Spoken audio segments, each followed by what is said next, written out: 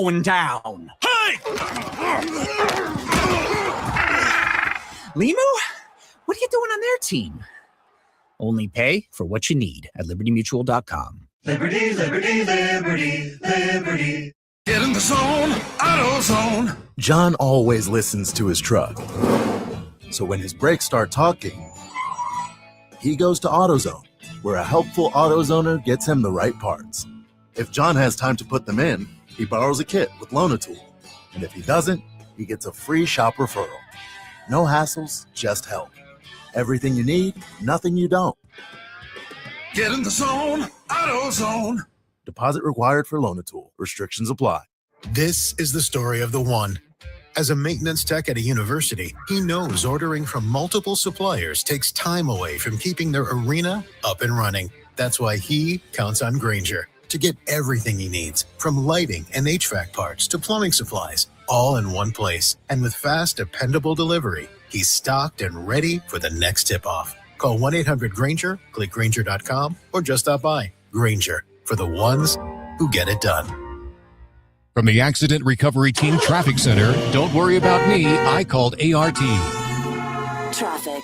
No major problems, but be aware of construction on I-135 in both directions at K96. From the Accident Recovery Team Traffic Center, that's your Odyssey Wichita traffic.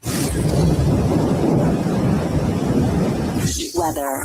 Sunshine, a south breeze at 5 to 15, and very warm today. 86 is only 3 degrees away from a record high. Increasing clouds, breezy and mild. Overnight low 65. Partly cloudy, windy, lower 80s on Friday. Thunderstorms are likely after 3 p.m. They could be severe. Sunny, breezy, and much cooler on Saturday, high in the low 60s. That's your forecast from Storm Team 12. I'm meteorologist Jake Dunn. You got to listen to Jim Rome afternoons on KFH. Kansas Fan Headquarters, 97.5 and 1240 KFH Wichita, KNSS HD2 Clearwater, an Odyssey Sports Station. Hey Wichita, it's Jacob Albright. Stay right there for the latest breaking in sports talk. It's Sports Daily coming up next exclusively on 97.5 and 1240 KFH. Jim Rome here with your Rome Report. Good news, NBA tanking season is over. Bad news, the ref show continues. And somehow, some way, the refs missed LaMelo Ball grabbing at Bam Adebayo's ankle in the second quarter of Charlotte's overtime win over Miami last night. Heat head coach Eric Spoelstra was understandably livid, calling it, quote, stupid, and saying that Ball should have been ejected.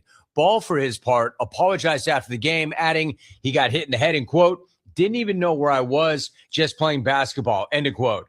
1, lame explanation. 2, you weren't just playing basketball, because that's not a basketball play. That's a dirty play. But 3, as dirty as it was, the refs couldn't eject him because they didn't call a foul. And if they didn't call a foul, then they must not have seen it. But how in the world do you miss that? I guess what I'm saying is, Commissioner Powder, if you thought the start of the postseason was the end of your problems, you couldn't be more wrong. I'm Jim Rome. 1 in 4 Americans have a disability. I'm one of them. I'm also a working mom who cares deeply about making sure every child with a disability thrives by getting their access needs met. We've got a trusted ally by our side. Easter Seals provides children and families the foundation for lifelong success through early learning programs, skills training, and prep for college and career. That's my Easter Seals. Make it yours. Join us at easterseals.com. 1 in 4 Americans have a disability. I'm one of them. I'm also a working mom who cares deeply about making sure every child with a disability thrives by getting their access needs met. We've got a trusted ally by our side. Easter Seals provides children and families the foundation for lifelong success through early learning programs, skills training, and prep for college and career. That's my Easter Seals. Make it yours. Join us at easterseals.com.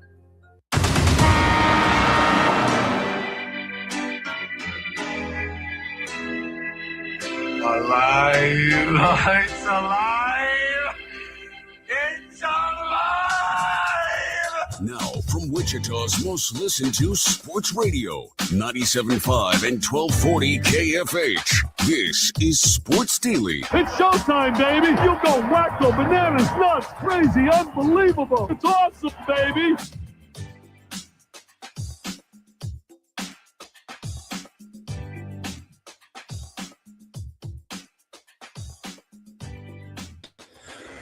Hello, happy Thursday morning, everybody, here on Sports Daily. TJ Cleveland and Jacob Albrecht in with you. The transfer portal continues, and the Royals still can't score any runs, Jacob Albrecht. They cannot. They cannot. Nice job there, Max, with the shout-out to Dickie V in the intro. Good luck to him in his recovery.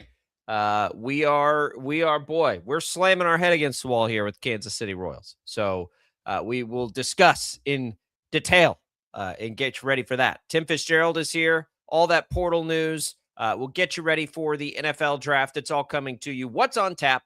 Brought to you by the Wichita Brewing Company, now featuring Caddy Snack, Wichita's golf beer.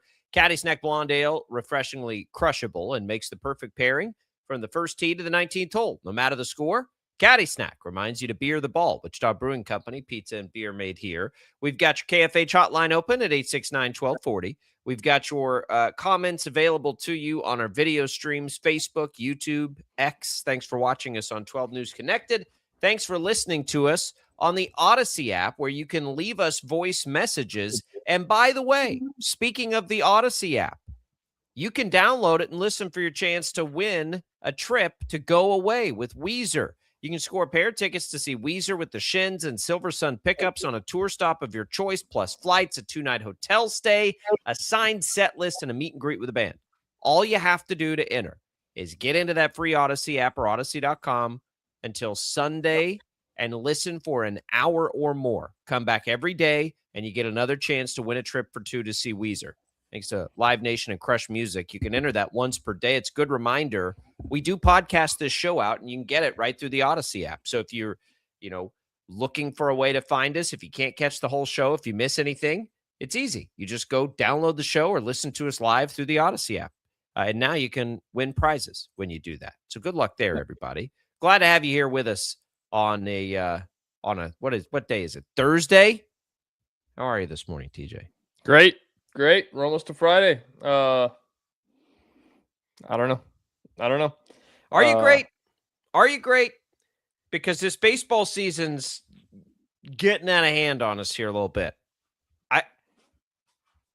I mean, was it this bad last year? Was it this annoying? I don't think it was amplified because it's now another year of this. It feels like it's amplified because our sample size is like 18 games, and our sample size last year was 162 games. I know. I agree, but at least there was some good ones mixed in. It feels like they've played 18 games so far, and this has happened in at least like 10 or 11 of them, right? I mean, it feels like every game. Yeah, feels like every game. I mean, I don't know. Yesterday, it was just they're not scoring runs, because they're not scoring runs, and that's a problem, obviously. But it's the way in which they continue to fail miserably in prime scoring opportunities. There have only been, I think, TJ, 3 or 4 games so far this year where they've scored 5 runs or more. And it's like getting to a point where it's just like, is this a 3-run-a-game offense? I mean, you've got a couple of outliers in there. Okay, that's not going to be good enough. I know, but is it even that? They aren't even averaging 3 runs a game. Well, they can't be. They're averaging, right? But like, averages are hard because they have a 13-run game mixed in and an 8-run game mixed in. Like, what is the normal more than the average? Like, what's the normal output? I think when you talk about baseball, you have 3-run-a-game offense, you have 4-run-a-game offense, you have 5-run-a-game offense. This is probably right now at the minimum. And I'll bet you I haven't looked up at the team stats or anything because we're just 17 games in. They got to be near the bottom of the league. Oh, yeah. Right now they're a 1-run-a-game offense. It's that plus the fact that they cannot capitalize in any obvious scoring situations.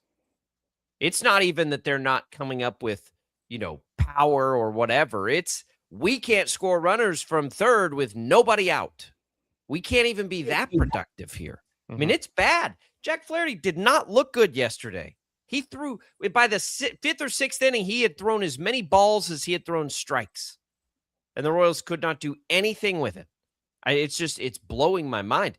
Like, we've been a part of, but last year was frustrating offense. This is like next level right now. This is insane. I've never seen I don't want to say never because baseball, everything's happened.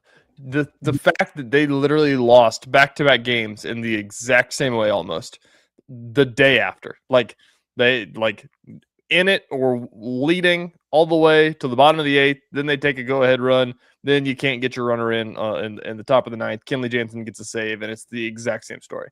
The exact same story. And it's the worst part about it is that you watch that game and like these relievers, like what they give up, like Mears gave up 2 on Tuesday, and last night was Morgan gave up 1. And it's like, I mean, can you even be that? Like, we're asking for perfection. Like, it's not even that fair to them. No, it's not. And I'll tell you and remind you, like, I don't know that I think that this pitching staff is going to, and so far so good. And I think there's a decent chance that I'm wrong about that. Right, they're 3.1 runs against, second worst in baseball right now. I think that when you look at it with that pitching staff, it's like, how sustainable is that? Right? Like, are they going to be able to? I mean, they might be good all year. Are they going to be able to be this good all year? I mean, your point is that you made is that like that's the average. And that's with skewed. They scored 10 against the Twins one day. Like the median is probably the right number to look at. That's below 3. Oh yeah. In baseball, that's because you got to do that, right? It's like, what is on a normal day? What do we expect out of this offense? Let me give you the offensive output going backwards, starting yesterday. 1, 1, 5, 2, 2, 0, 2, 1, 4, 5. Remember that stretch? And then you go 8. So since Cleveland, it's 4, 2, 2, 0, 2, 2, 5, 1, 1. I mean, that's awful. That is awful. And they're not running. It's not always good pitching they're running into. It's just they can't, like, they have got to get it out of their head. And I think if, we talk about making tweaks to the lineup and doing stuff like that.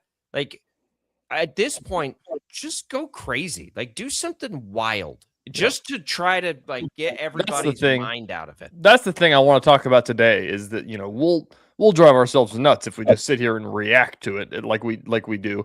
But like at this point, it's no longer I don't think it's been a fluke all year. We saw it all year last year, but like it's the sample size is big enough to where it's like, okay, this is a legitimate problem. Like, this is no longer a span of bad luck. There's a lot of bad luck, but at the end of the day, it's a problem if it keeps happening. What do you do about it? There was a lot of discourse last night on social media about, is this a player issue or a coach's issue? Like, who if we're going to blame somebody, who do you blame? Everybody always blames the hitting coach. Like I said the other day, like, I'm not defending anybody here, but what's the hitting coach going to do? What's a new hitting coach going to do? Whenever there's a guy on second, tell him, hey, let's try to get a single here, guys. Like, an approach change is, you got to do that in the offseason. I think there's nothing. That's my point. Is that nothing could really change. Like, they just need to do it. All right, everybody. I want you to only swing at fastballs now. Yeah, we're a little late for that. Change it up. Just flip the lineup upside down. Like, do something. I don't know. Bat Vinny 9-hole until he can get 2 hits in a game. I don't care what they do, but like, and just get your minds off of it. Goodness, stop pressing. These are better players than that. All right, we'll come back. We got a lot to talk about today. We'll get you ready for the draft as well. We're a week away. Happy draft season, everybody. We're coming right back.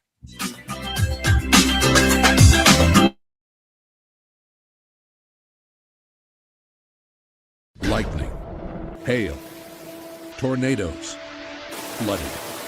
It's the worst of severe weather, and it's coming. Spring brings warmer temperatures, but also dangerous weather conditions. Stay up to date day or night with the Storm Team 12 weather app. You'll get accurate forecasts so you can plan ahead and stay safe, no matter the weather. Download the Storm Team 12 weather app, brought to you by Stutzman's Greenhouse. The future of television has arrived. Next Gen TV is here with stunning video, movie theater quality sound, enhanced voice clarity, and interactive features, all upgradable for the future.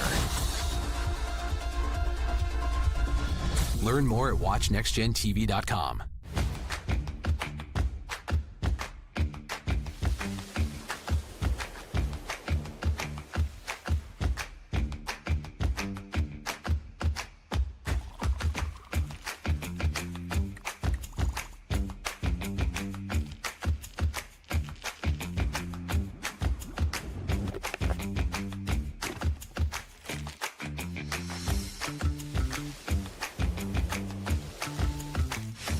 the canvas of our imagination. They tell a story. Clouds affect the events of your day. Sometimes they growl, sometimes they inspire, but they're always the messengers of nature's mood, written in the sky. Storm Team 12 understands the language of clouds. We're dedicated to decoding their message so you know what to expect. Behind every cloud, there is a story waiting to be told. Trust Ross Jansen and Storm Team 12, alerting you first to the impact on your life. We are following a breaking update. Every day, all day, stream the stories that have you talking near and far. Whoever is behind the wheel of this bus is not stopping. From hundreds of local reporters and meteorologists spanning the country. Chaos here this morning at the UW campus. Search LNL for the all-new Local News Live streaming app. Odyssey is one of the most influential audio and entertainment brands in the nation. You already know Odyssey's iconic local radio brands in Wichita. But did you know Odyssey has the country's best collection of music, news, and sports brands? Odyssey is also a premium podcast creator, major event producer, and digital innovator. Odyssey brings people together across the country and right here in Wichita. Odyssey also delivers meaningful radio and digital audio results. Find out our story and impact at odysseyinc.com/Wichita.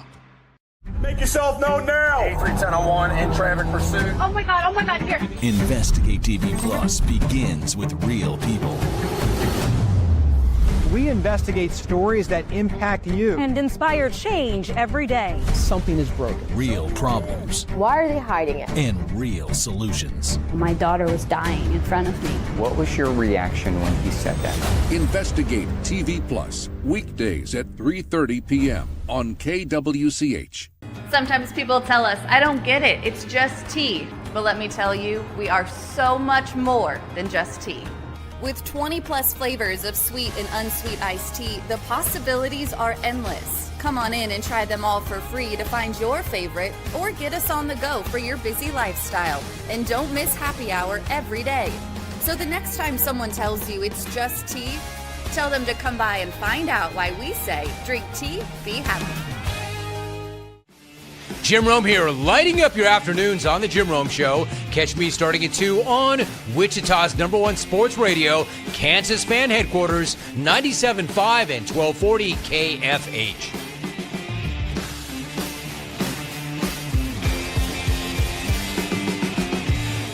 Mornings are busy. We're here to make your mornings better. We report the stories that affect you. 3 more hospital lies from contaminated apple juice just a day after the FDA issued a recall. We're here to make your mornings better. Closing east and westbound lanes of K96 for repairs. With 12 News, you're prepared for your whole day. Scattered thunderstorms across the state into the afternoon. Stay a step ahead with 12 News this morning on KWCH and KSCW.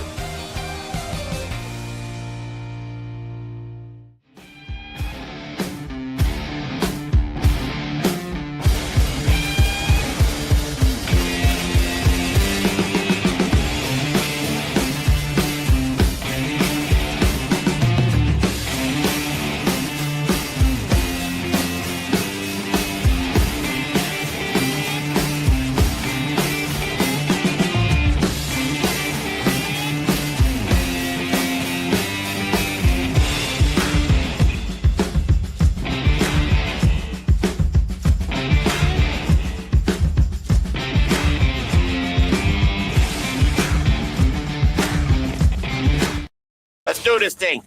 Go! Sports Daily is on KFH.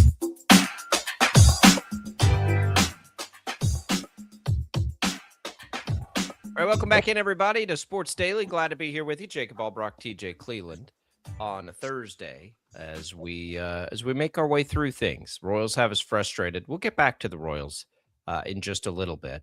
Want to say thanks to Prairie Fire Coffee for keeping us fueled up and tell you about Wichita Thunder First Responders Night at Intrust Bank Arena. Catch the annual Police versus Fire game. Starts at 4:15. The end of season awards will happen before the game. Text hockey to the number 20357. Your chance to win a pair of tickets to the final game of the season. Today is the last day for this contest. It ends at 11 a.m. So if you want to enter, text hockey to the number 20357. Good luck, Jacob. everybody. Yes. You want to talk some Portal? Sure. We can go to the We've got breaking news in show. The Jayhawks have a player. Portal in show news. The transfer portal update. The Jayhawks officially have another player, which what does that mean? That means they have like 7 players on the roster now, I believe, something like that. And he's coming from the Big 12, Jacob. Not the guy we've been talking about? No, Or Keanu Dawes from Utah. It's the other Utah guy, not Terrence Brown. But there's another one. So they may team up at KU because he was on his visit yesterday. But Keanu Dawes commits to KU today. Averaged 12.5 points per game at Utah, 8.8 rebounds per game, shot like 30% from 3, made like 1 a game. Spent his freshman year at Rice, the last 2 years at Utah. So big wing. He's not going to be a center per se. He's 6'9".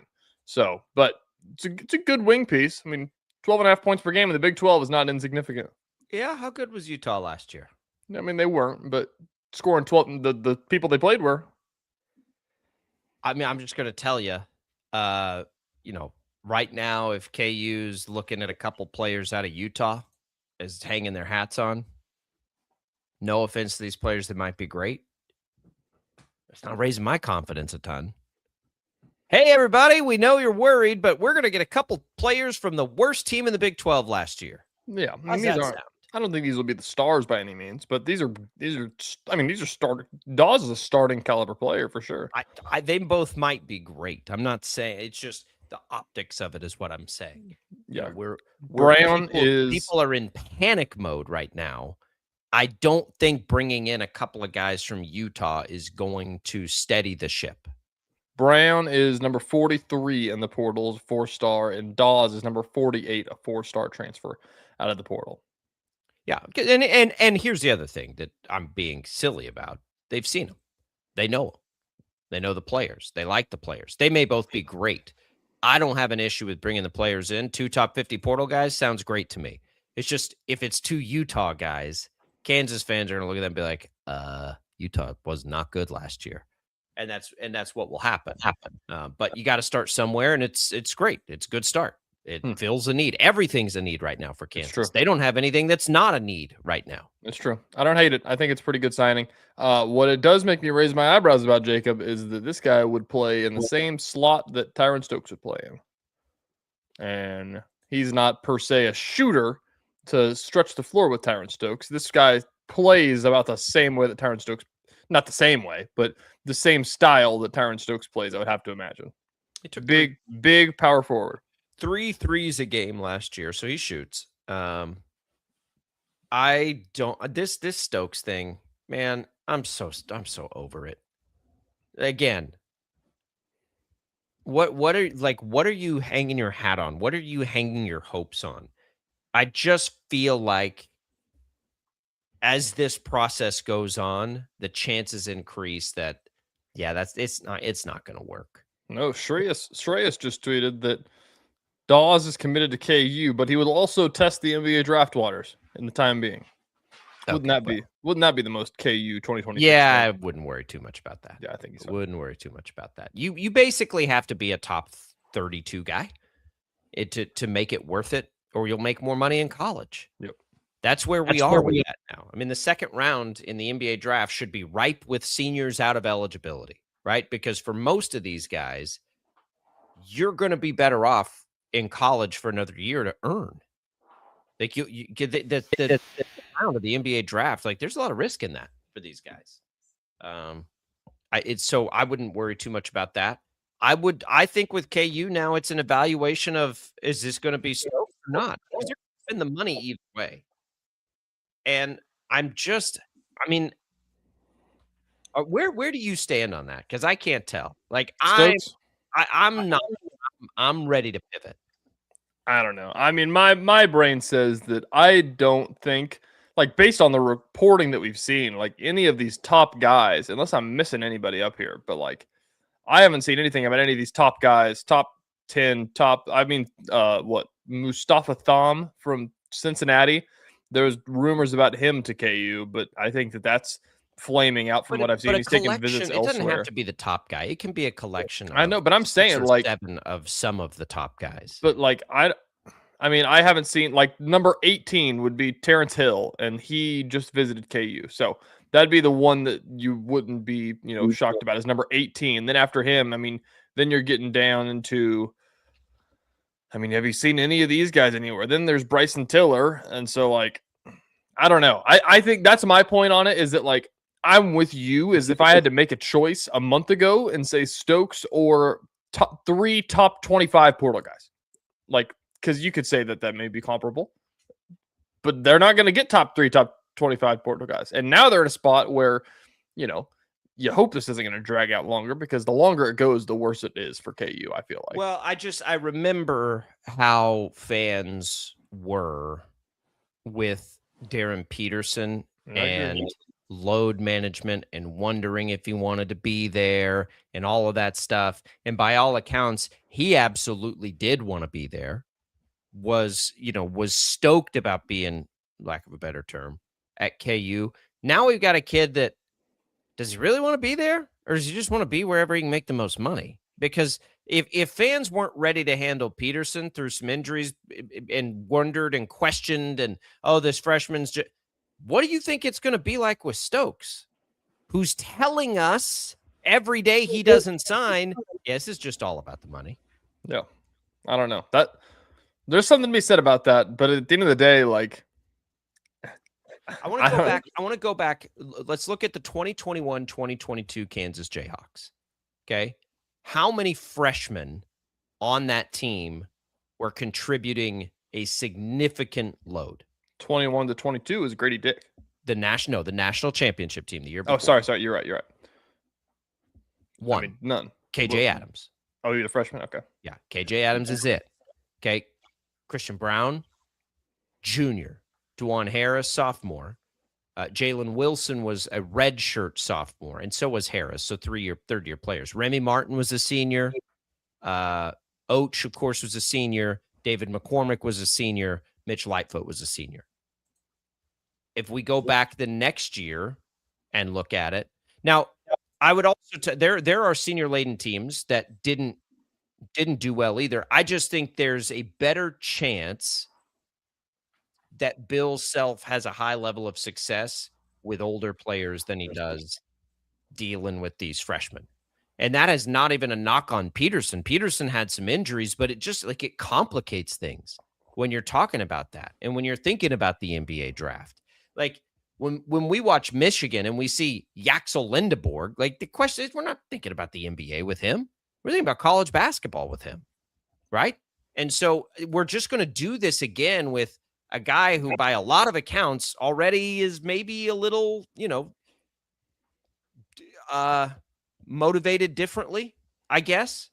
Rick asks, is it not about the money for everyone else? Yeah, of course it's about the money right now. I mean, that's playing out, but you're dealing with somebody who's never done anything, who's also got the NBA draft and the top pick there again. So then it's, well, they're too worried about getting hurt. They're too whatever. This is load management. I mean, this kid, there's been stuff for 6 months. When I first started hearing about Tyron Stokes, people had these kinds of concerns. So I would rather, I mean, I'm ready to pivot. Like, the longer this goes, I'm like, you know what? If this kid wants to just keep leveraging these schools against each other, I mean, he hasn't played a second of basketball.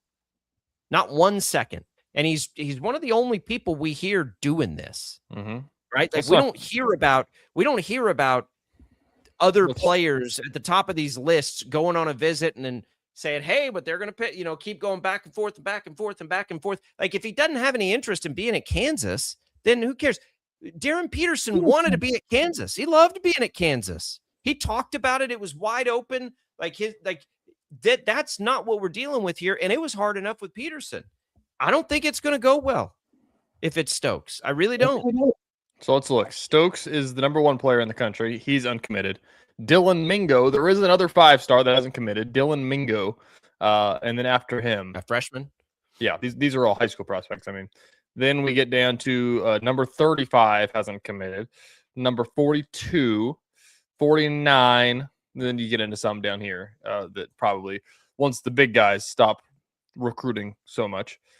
So, I don't know. And the other thing for me is, when was the last time a freshman-led Bill Self team was even with Grady, who was one of the top players in the country coming in, his role was not what they were asking of Darren Peterson and will be asking of Tyron Stokes if he ultimately comes to Kansas. He was surrounded by other great players. I just don't think it's going to work.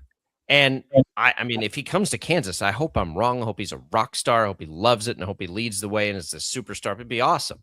As we're looking at it right now, in the middle of this portal stuff and trying to figure out what Kansas's plan is, give me 6 Keanu Dawes and not Tyron Stokes, and I think there's a better chance that team's really good.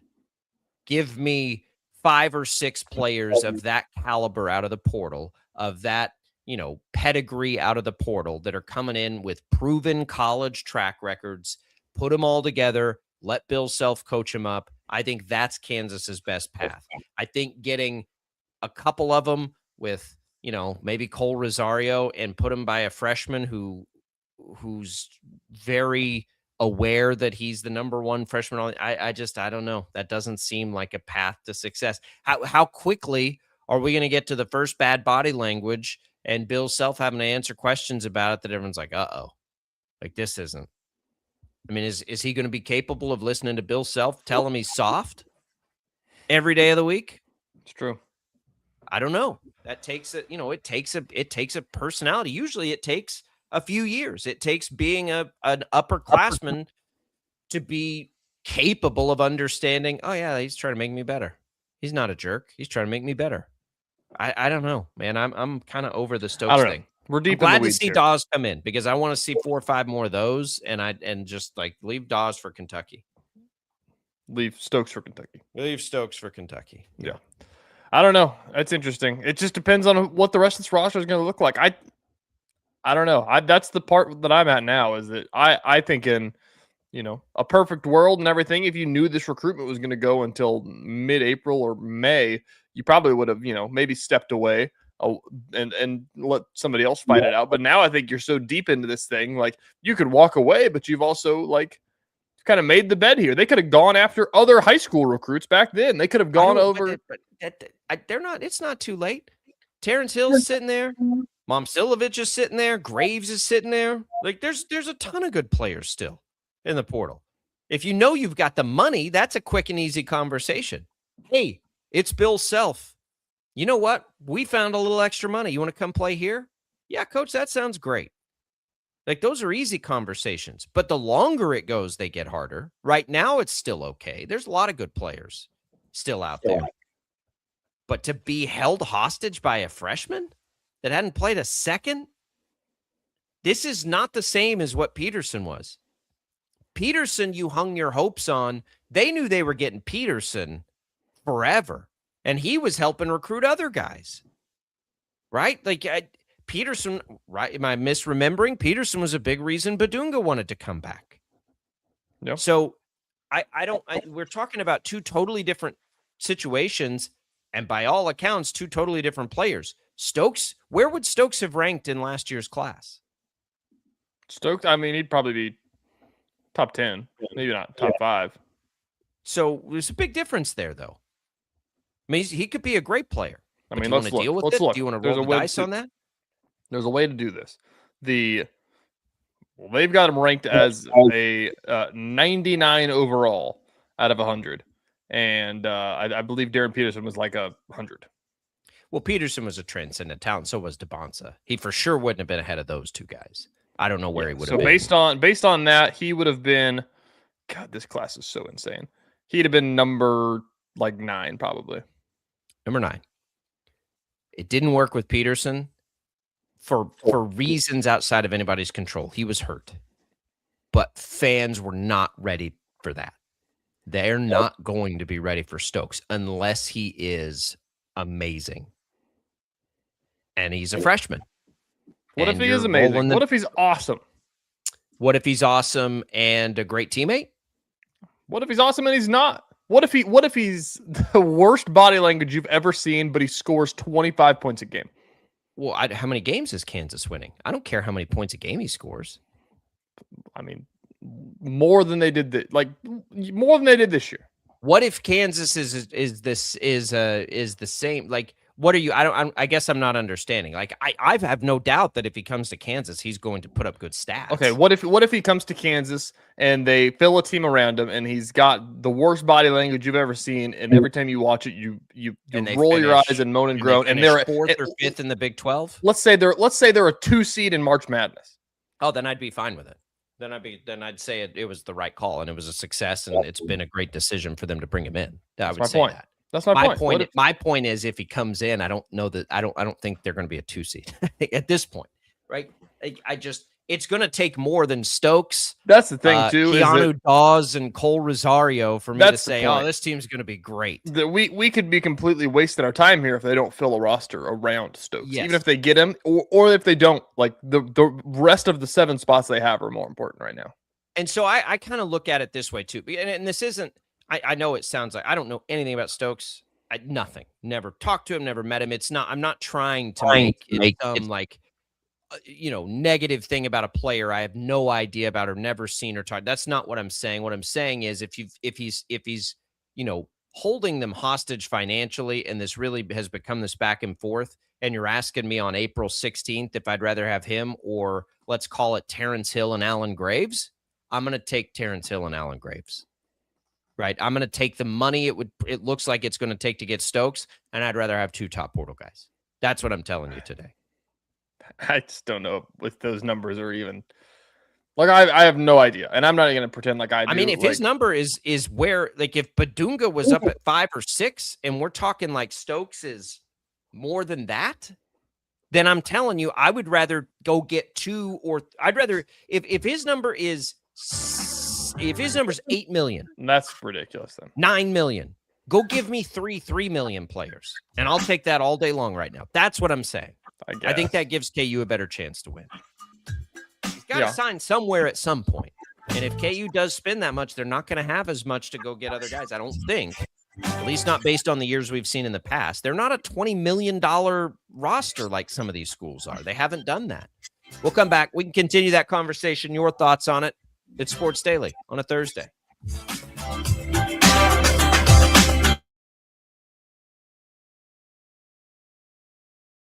Lightning, hail, tornadoes, flooding. It's the worst of severe weather, and it's coming. Spring brings warmer temperatures, but also dangerous weather conditions. Stay up to date day or night with the Storm Team 12 weather app. You'll get accurate forecasts, so you can plan ahead and stay safe, no matter the weather. Download the Storm Team 12 weather app, brought to you by Stutzman's Greenhouse. The future of television has arrived. Next Gen TV is here with stunning video, movie theater quality sound, enhanced voice clarity, and interactive features, all upgradable for the future. Learn more at watchnextgentv.com.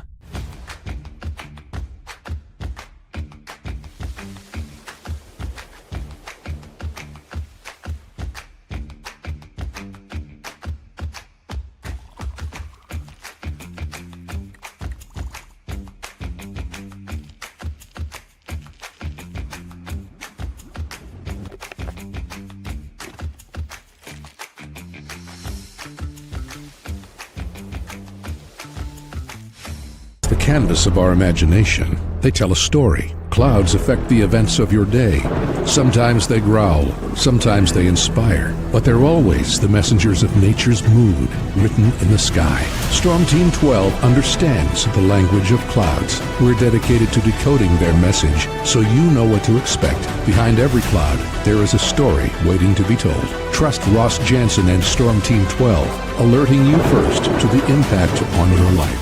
We are following a breaking update. Every day, all day, stream the stories that have you talking near and far. Whoever is behind the wheel of this bus is not stopping. From hundreds of local reporters and meteorologists spanning the country. Chaos here this morning at the UW campus. Search LNL for the all-new Local News Live streaming app.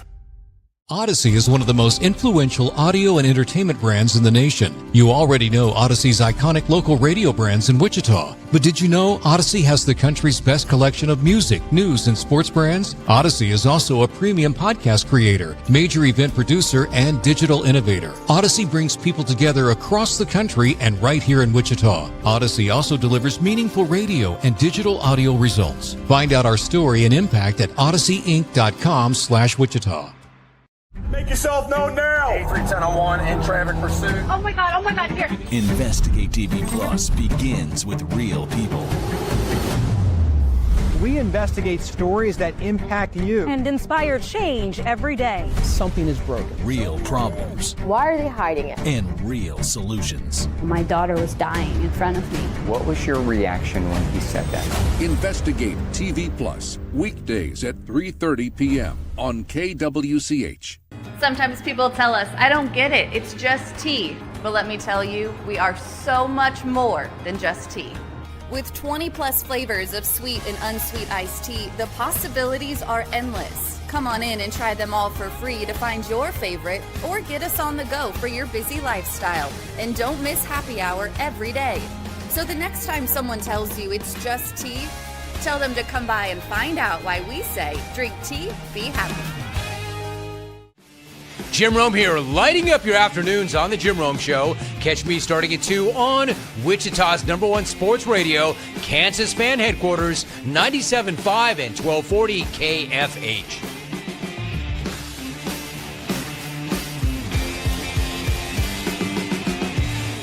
Mornings are busy. We're here to make your mornings better. We report the stories that affect you. 3 more hospital lies from contaminated apple juice just a day after the FDA issued a recall. We're here to make your mornings better. Closing east and westbound lanes of K96 for repairs. With 12 News, you're prepared for your whole day. Scattered thunderstorms across the state into the afternoon. Stay a step ahead with 12 News this morning on KWCH and KSCW.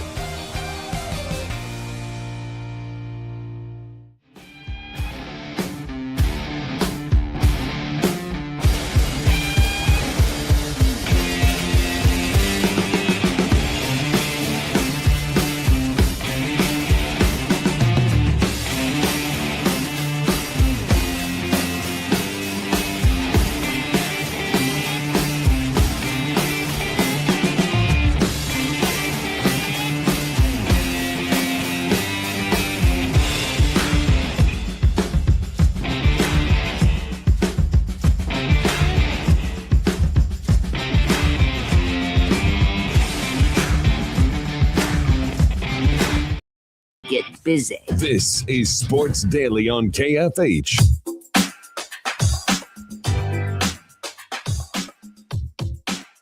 All right, welcome back in, everybody, to Sports Daily. Glad to be here with you. Jacob Albrock, TJ Cleveland on a Thursday. Tim Fitzgerald coming up in a little bit. We'll talk about what KState's been doing in the portal.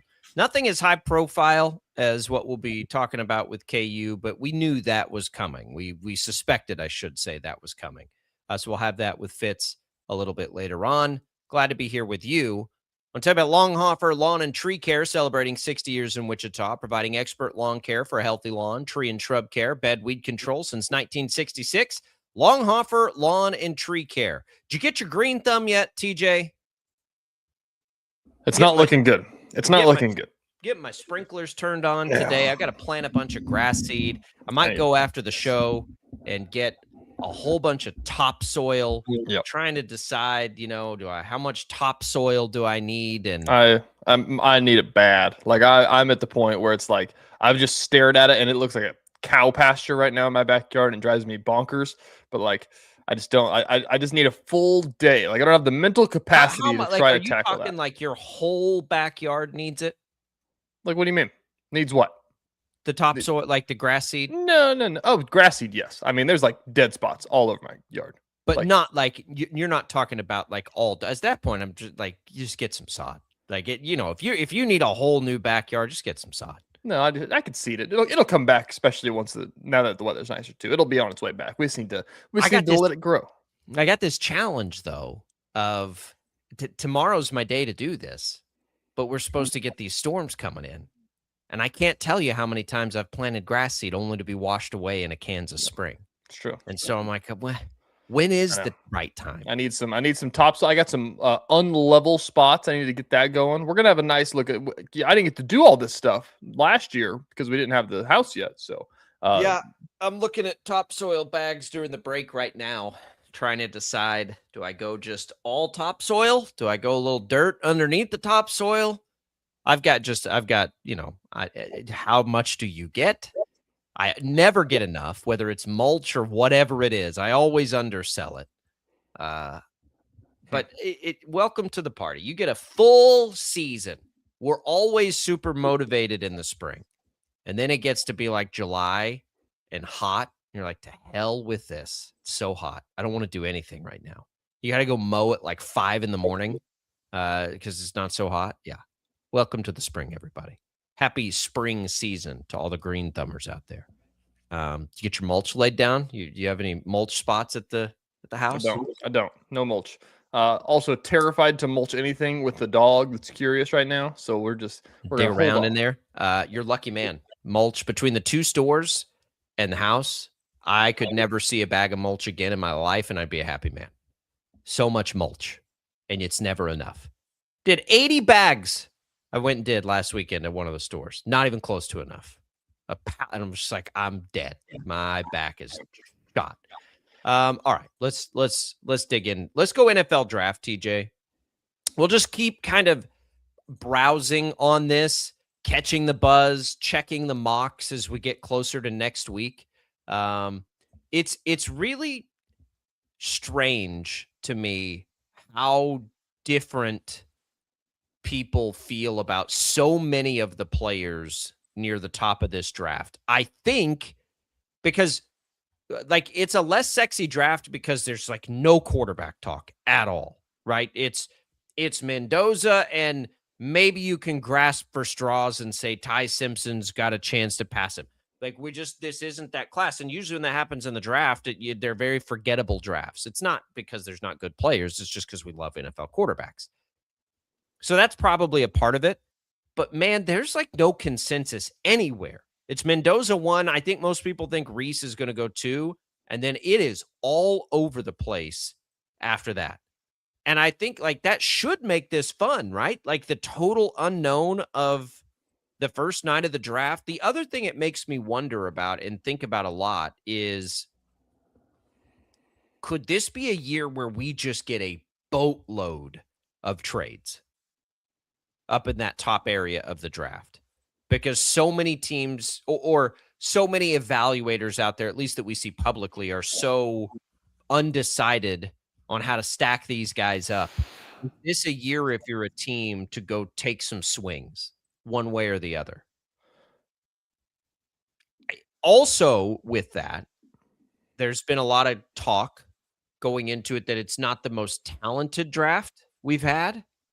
And does that present a buying opportunity as teams maybe are more inclined to trade down if you are can you at less of a cost than history tells you?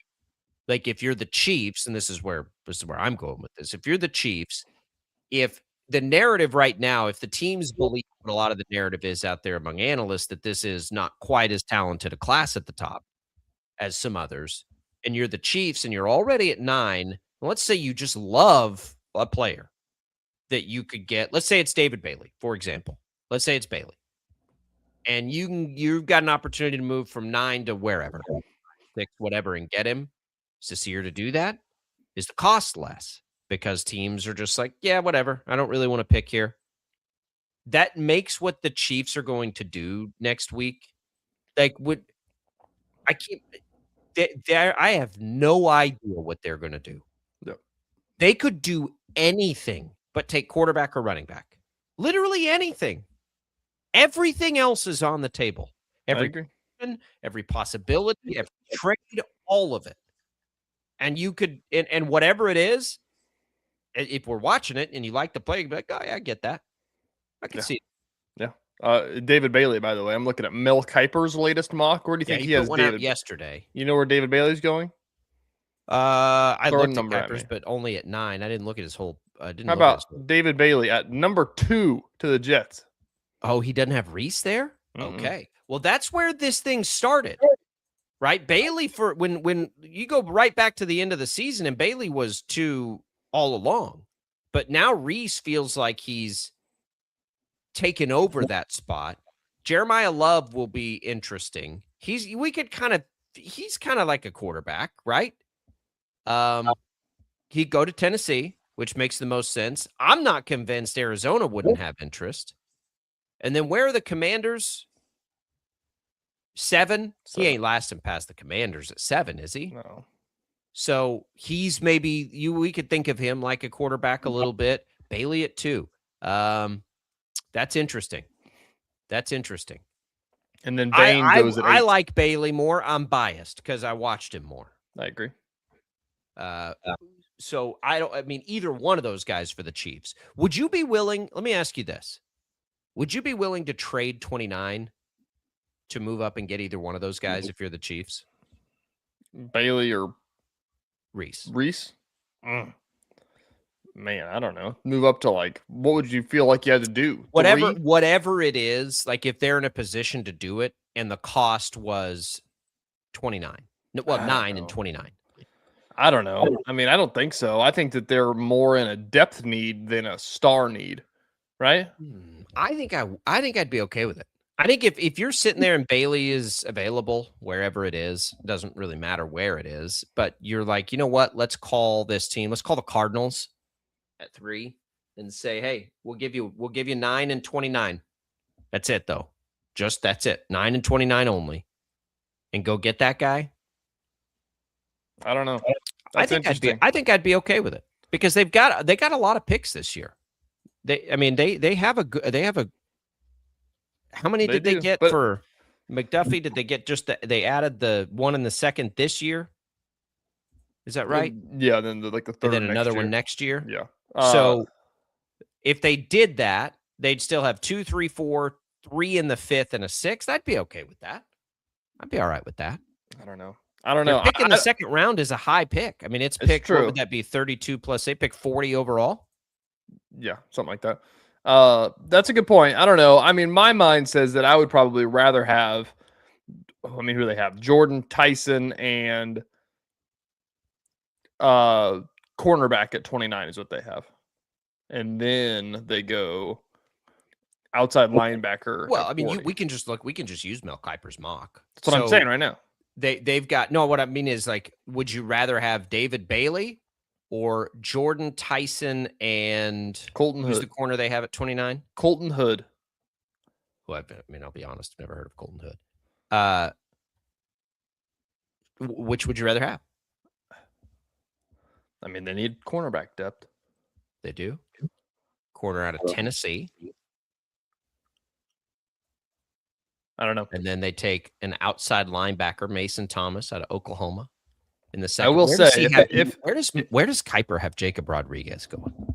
I will say, if they did this idea that we're throwing around, I would feel a lot better afterwards looking at a haul headlined by David Bailey than a haul headlined by Jordan Tyson.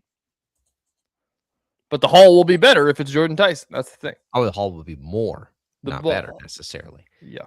What if you could start? What if you could say? And I know they both play for Tech. So let's say it's Arvell Reese. What if you could start? What if you could start with Reese? You move up to get Reese and Jacob Rodriguez. Doesn't answer any offensive questions. It sure doesn't. They drafted Kenneth Walker for a reason. Signed him. Did I say drafted? They signed Kenneth Walker for a reason. Maybe. I mean, could you go all in like that? Just go get some dogs, just some dudes that you feel like could be game changers defensively. Just try to win games 7-0. Do the opposite of the Royals. Well, it's not that you win them 7-0. It's that you win them through ball control. Which they won a Super Bowl doing that a couple years ago. I don't know. I'm kind of in the camp here of wherever you can find top line talent. The opportunity to do it in this draft will be interesting. It could be more expensive because there's less of it too. That's what I mean. When everything's on the table, everything's on the table. I'll say this. Well, let's look at it this way. So Kuiper's draft board right now has Chiefs getting Tyson at 9. Bain goes number 8. So Bain goes 8. Chiefs get Tyson at 9 after Tyson. So hypothetically, you're in this spot that the Chiefs are in. If Bain just got taken at 8 with all the other guys that got taken above him, top 7, you have the choice between Jordan Tyson, Mansour Delane, Francis Magoya, Caden Proctor, Mekhi Lemon, Spencer Fano, Kenyon Sadiq.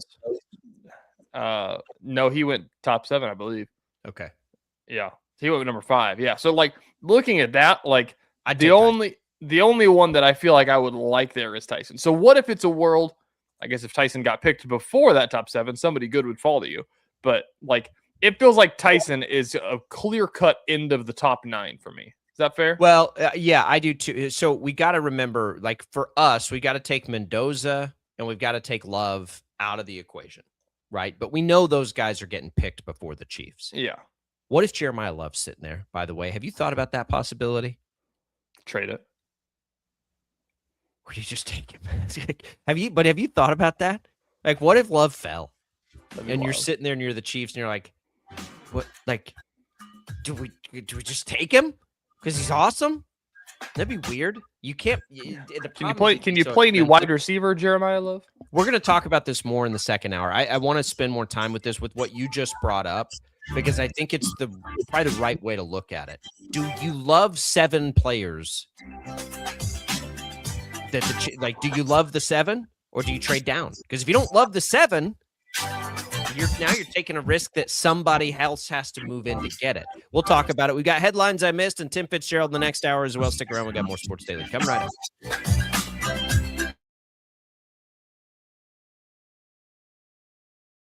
Lightning, hail, tornadoes, flooding.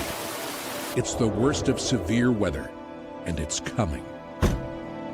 Spring brings warmer temperatures, but also dangerous weather conditions. Stay up to date day or night with the Storm Team 12 weather app. You'll get accurate forecasts so you can plan ahead and stay safe, no matter the weather. Download the Storm Team 12 weather app, brought to you by Stutzman's Greenhouse. The future of television has arrived. Next Gen TV is here with stunning video, movie theater quality sound, enhanced voice clarity, and interactive features, all upgradable for the future. Learn more at watchnextgentv.com.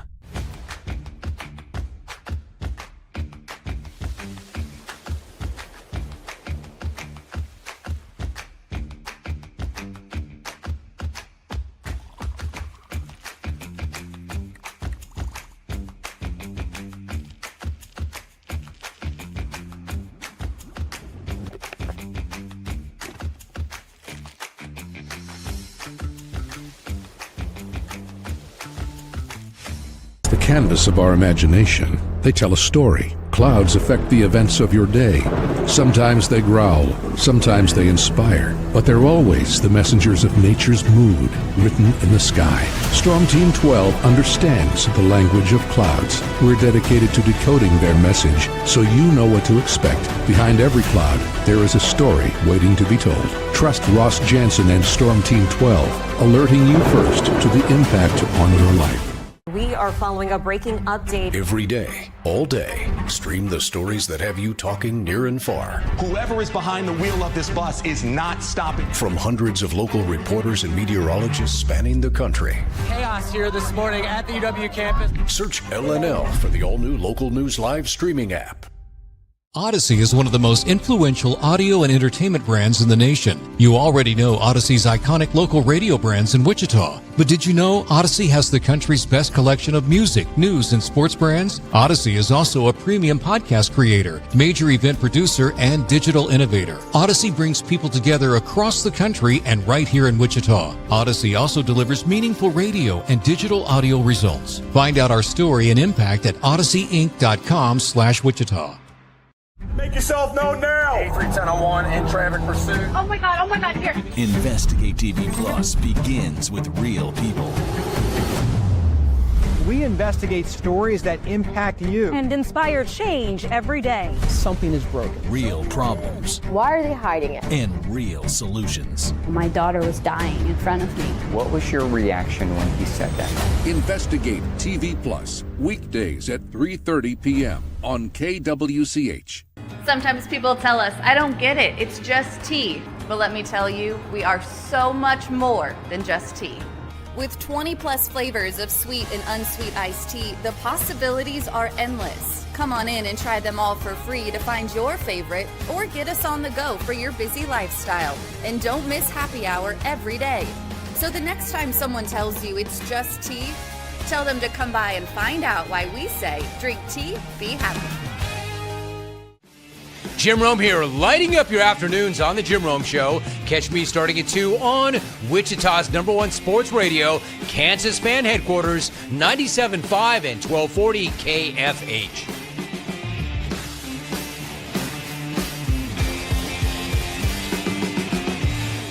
Mornings are busy. We're here to make your mornings better. We report the stories that affect you. 3 more hospital lies from contaminated apple juice just a day after the FDA issued a recall. We're here to make your mornings better. Closing east and westbound lanes of K96 for repairs. With 12 News, you're prepared for your whole day. Scattered thunderstorms across the state into the afternoon. Stay a step ahead with 12 News this morning on KWCH and KSCW.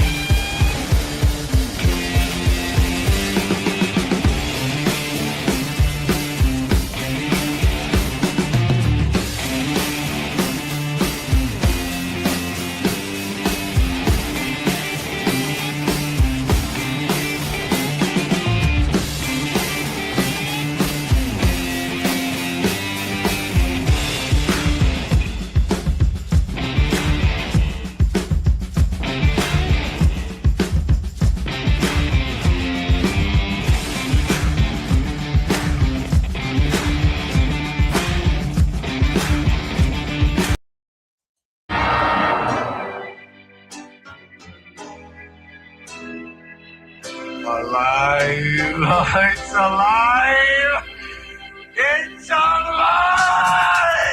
Now, from Wichita's most listened to sports radio, 97.5 and 1240 KFH. This is Sports Daily. It's showtime, baby! You go wacko, bananas, nuts, crazy, unbelievable! It's awesome, baby!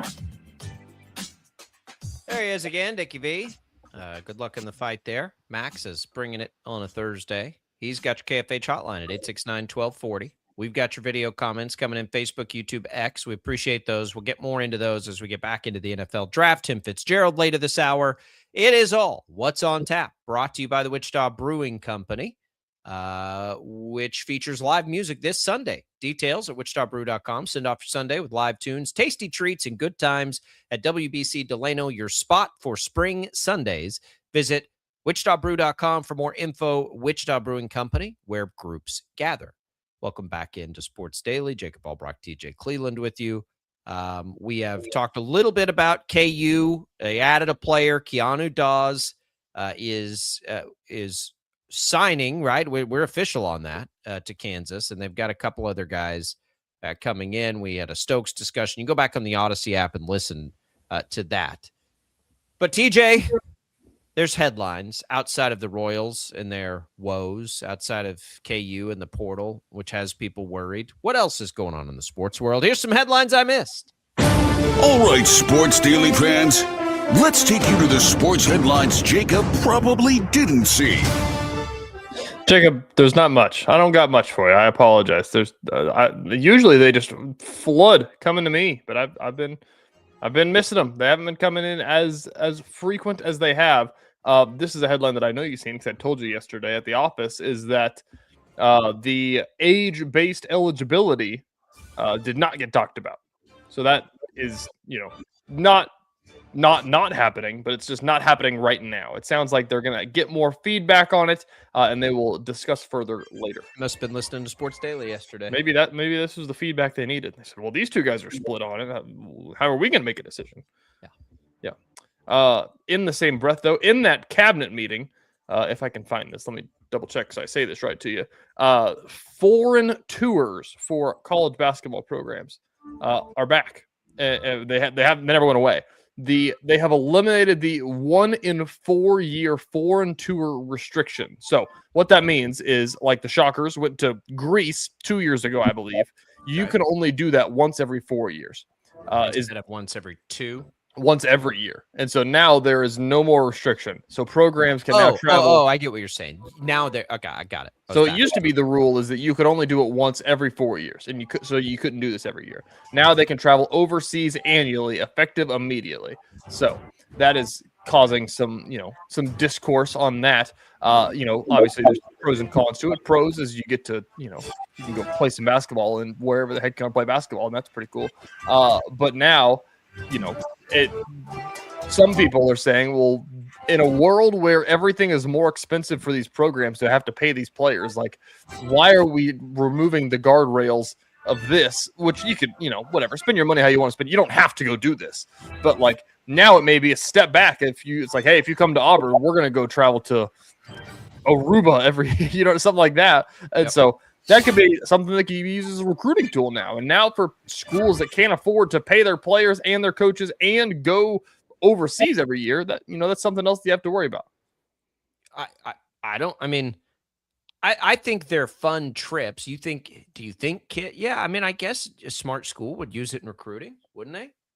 I don't think it's going to be as big of a deal. I mean, obviously, at the end of the day, kids would rather just have the money than to say we're going to Rome. Yeah. I don't know. I never know what the other thing I wonder about those trips. Can you put your team, like, is there any as the international recruiting sort of has expanded, is there any advantage to being out there and potentially have some exposure in some of these places for a kid to maybe come? I don't know.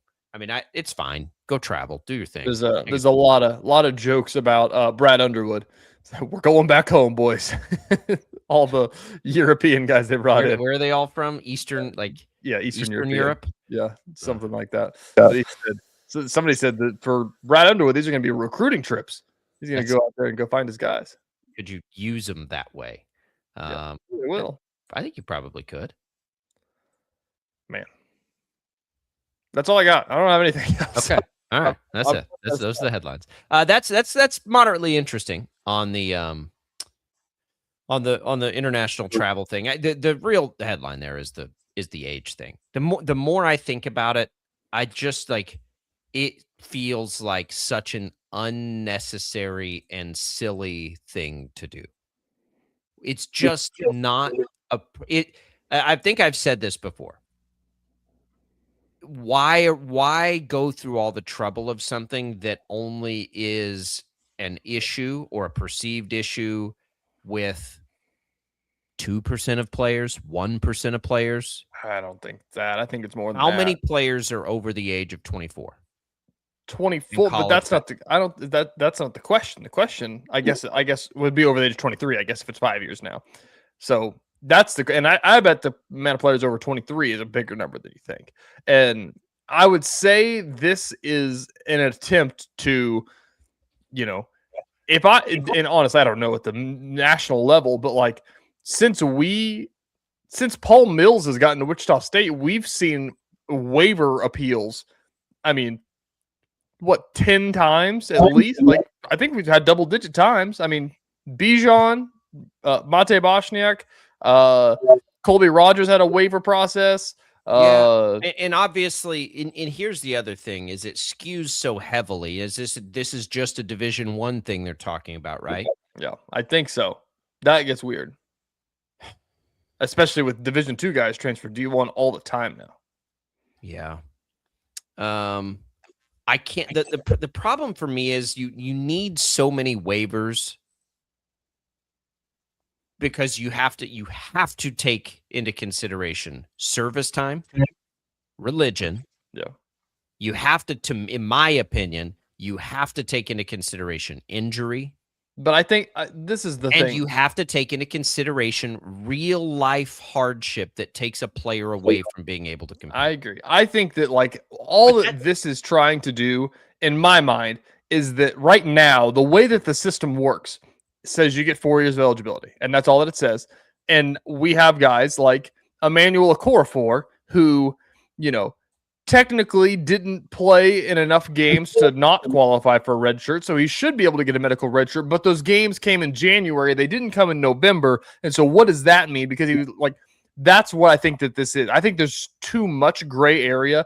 This is the NCAA saying, like, guys, like, we've got to make this less subjective. Like, just make it this, and that way there's no questions about it. And you know what? People are going to complain that we're going to put a timer on them. Give everybody a free year, 5 years. And I think that's like that to me feels like it's like you get 4 years, and just to do away with all the gray area, everybody gets a 5th year. Every single player gets a 5th year. The bad part about this, though, Jacob, is that I'm terrified about if they pass this is the amount of lawsuits that are going to come in from the guys that only got 4 years, and now everybody else gets 5 years. So, well, that's not fair. They need to really be careful. We already have a system in place. The COVID year is what messed all this up. It did. And that's gone now. So, like, if we're already going to have the waivers and everything that we just talked about, right? And you agree on those. Like, there have to be waivers in place for this, and this, and this. We get to the point where it's like, well, that's already all there anyway. So why do we need to change a rule? If you want to do 5 years of eligibility, but still have the waivers, okay, well, now you're adding eligibility, because before it was 4 years of eligibility with all the waivers. Yeah. What about this? If we're going to rule change, not only does your second transfer, how about this? Your second transfer you don't have to sit out, but it costs you a year of eligibility. Yeah. I mean, in the same thing, just, making it shorter than having to sit out a year. You do lose a year of eligibility. You can't play. But you didn't play, so you still keep that year of eligibility. Yeah. So what I'm saying is, if you want to fix the transfer rule, you get one for free. Your second one, you lose a year of eligibility. So if you are a junior and if you were a sophomore and you played your freshman year, you transferred. Your sophomore year, you played a school and you want to transfer again. Wherever you go, you're playing as a senior. Yeah. You lose a year. Yeah. After your first transfer. I think that, like, now that we're saying this part, maybe, like, this hasn't clicked in my head until just now. They're doing this and saying that, you get 5 years and there's a timer that's on. And then the next step of it is saying after you transfer one time, you sit out a year. And that becomes your timer is ticking. You have to make the decision. Is it worth it to you or not? Which is what happened in the old rules. I'm okay with that. Well, in the old rules, though, it didn't have the timer. And so you sit out a year, but you just sit out a year. And so that's how you get an older player. Like, if you're a sophomore and you transfer for your second time, you have to sit out a year, but you start that next year as a junior. And you play junior and you play senior. So you've played the same number of years over a longer period of time. I'm fine with that scenario, but you have to have all the waivers still. Like, if you want to go timer-based and guys do lose that year, I'm okay with that. But I have to, like, what happens in those hardship situations? Do you just extend the timer a year? Because that's what we have now. I'm okay with that, because I do think it could help the transfer thing if you did it that way. So maybe there is a best of both worlds. I don't know. I feel like the more we talk about it, the more gray it just keeps getting. They need to do something and put it, like, in black and white. And they also need to Charlie say, Baker on the phone. Yeah, we'll fix this for him. Let me tell you something. Paul Mills is going to hate this rule, I feel like. I mean, if it's the same rule for everybody, it'd be a good question to ask him. We will, if we remember the next time we talk to him. We'll come back. We got more Sports Daily.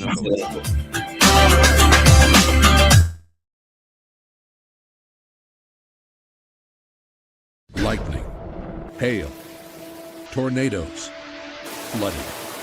It's the worst of severe weather, and it's coming. Spring brings warmer temperatures, but also dangerous weather conditions. Stay up to date day or night with the Storm Team 12 weather app. You'll get accurate forecasts so you can plan ahead and stay safe, no matter the weather. Download the Storm Team 12 weather app, brought to you by Stutzman's Greenhouse. The future of television has arrived. Next Gen TV is here with stunning video, movie theater quality sound, enhanced voice clarity, and interactive features, all upgradable for the future. Learn more at watchnextgentv.com.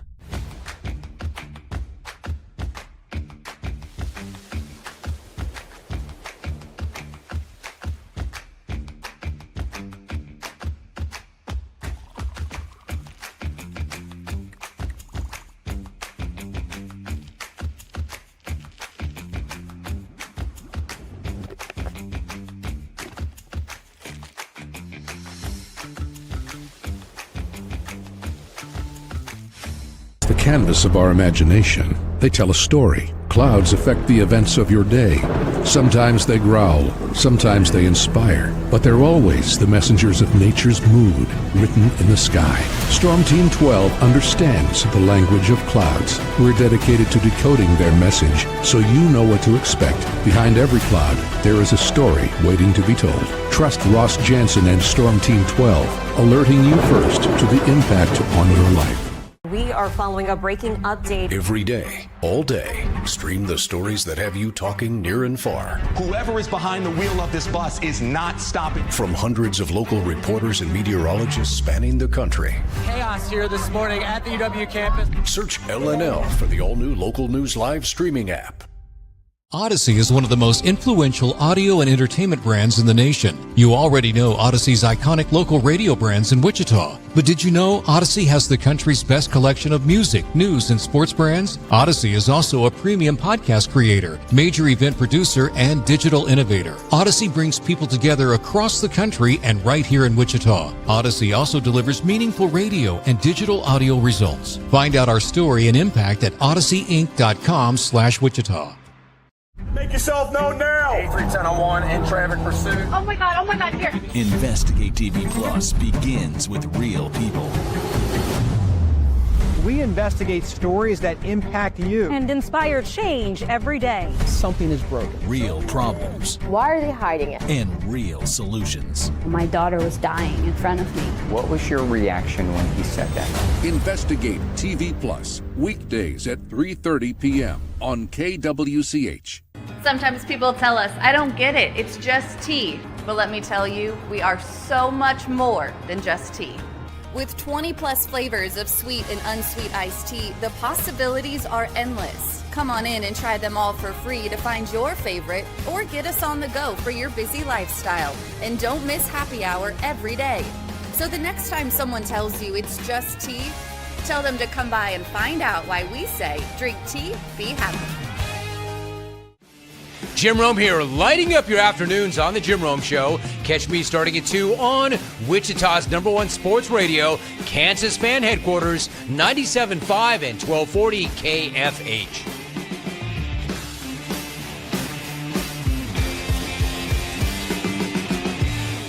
Mornings are busy. We're here to make your mornings better.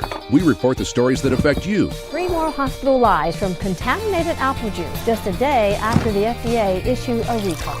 We're here to make your mornings better. Closing east and westbound lanes of K96 for repairs. With 12 News, you're prepared for your whole day. Scattered thunderstorms across the state into the afternoon. Stay a step ahead with 12 News this morning on KWCH and KSCW.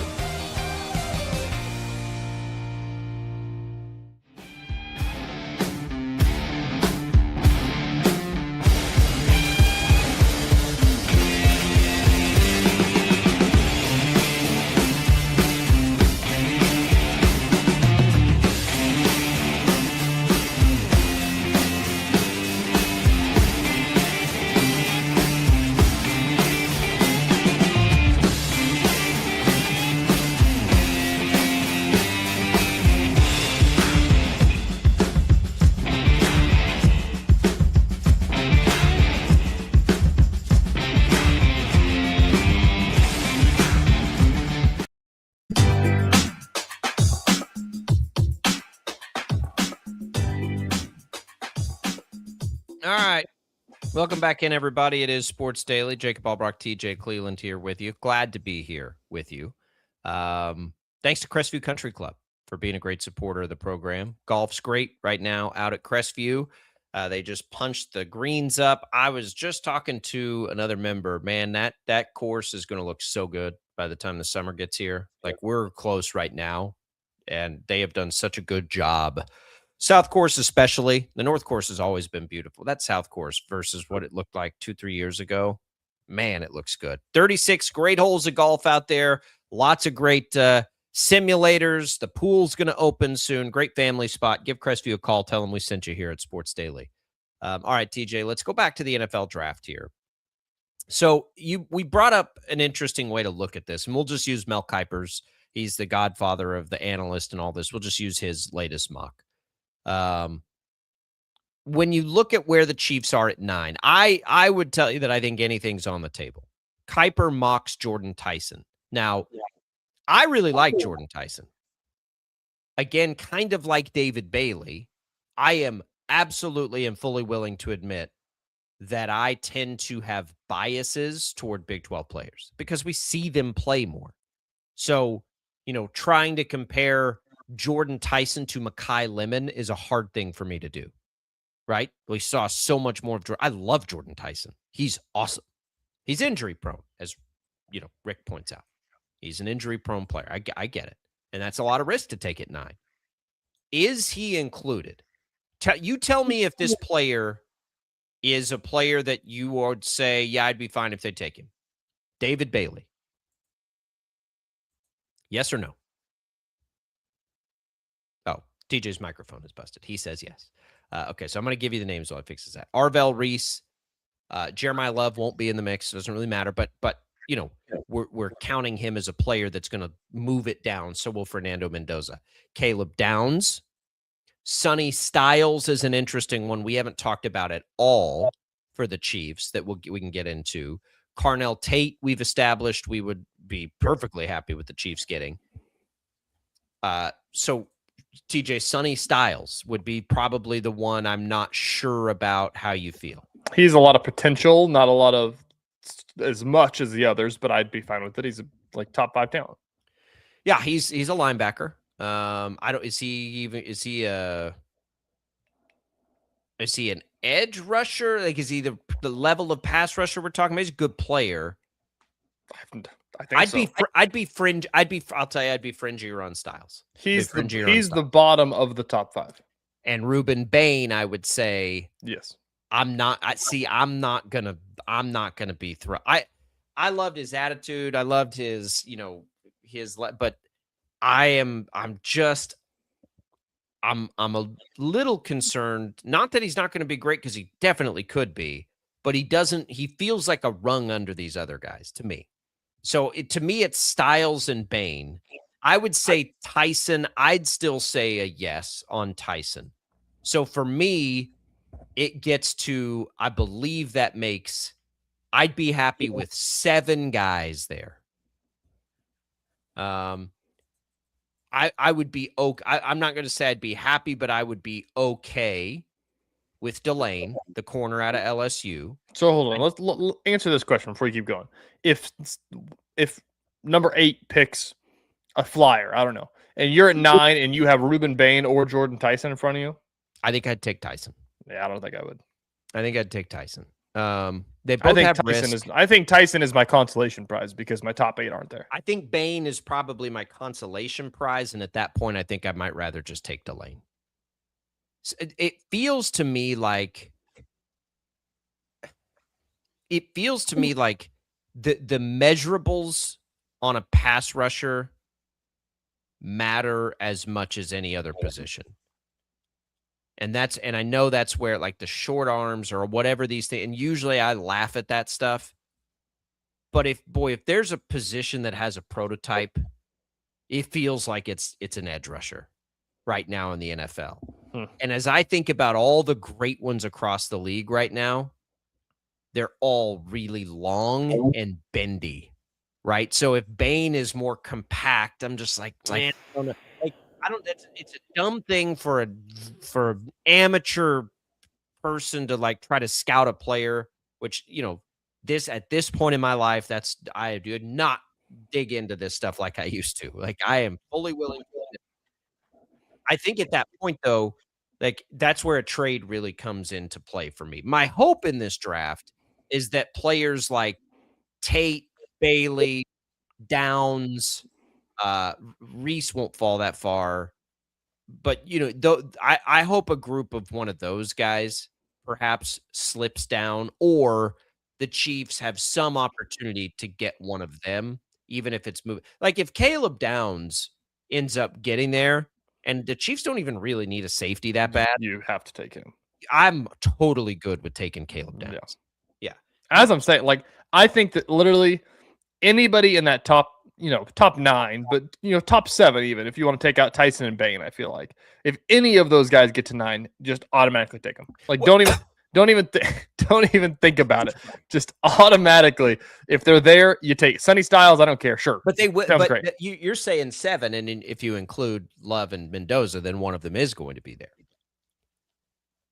Well, okay, I include at 9, right? Like, that's 9 guys. Well, no, So- okay, I wasn't not including those 2. I guess I'm saying That's the what top, I'm saying. Yeah. If you like 7 guys, you're going to get you're going to get somebody you like. Okay, then I guess I really, really like 5 guys, and I really like 7 guys. I'm with you. Actually, I might be 4 because I'm not convinced on Sonny Styles. I'd need to dig in on that a little bit. He's the one guy I haven't really thought about there. Well, Mel Kiper has the Dallas Cowboys trading up to take him. Yeah, because the Dallas Cowboys love linebackers more than winning football games. It's the offensive linemen. There's Mel Kiper has them in a totally different order than a lot of these we see. I don't know. Like, that's where I come back to. So that's where I come back to Tyson. Like, at the end of the day, like, I'm like, God, like, receiver is going to be such a big need next year.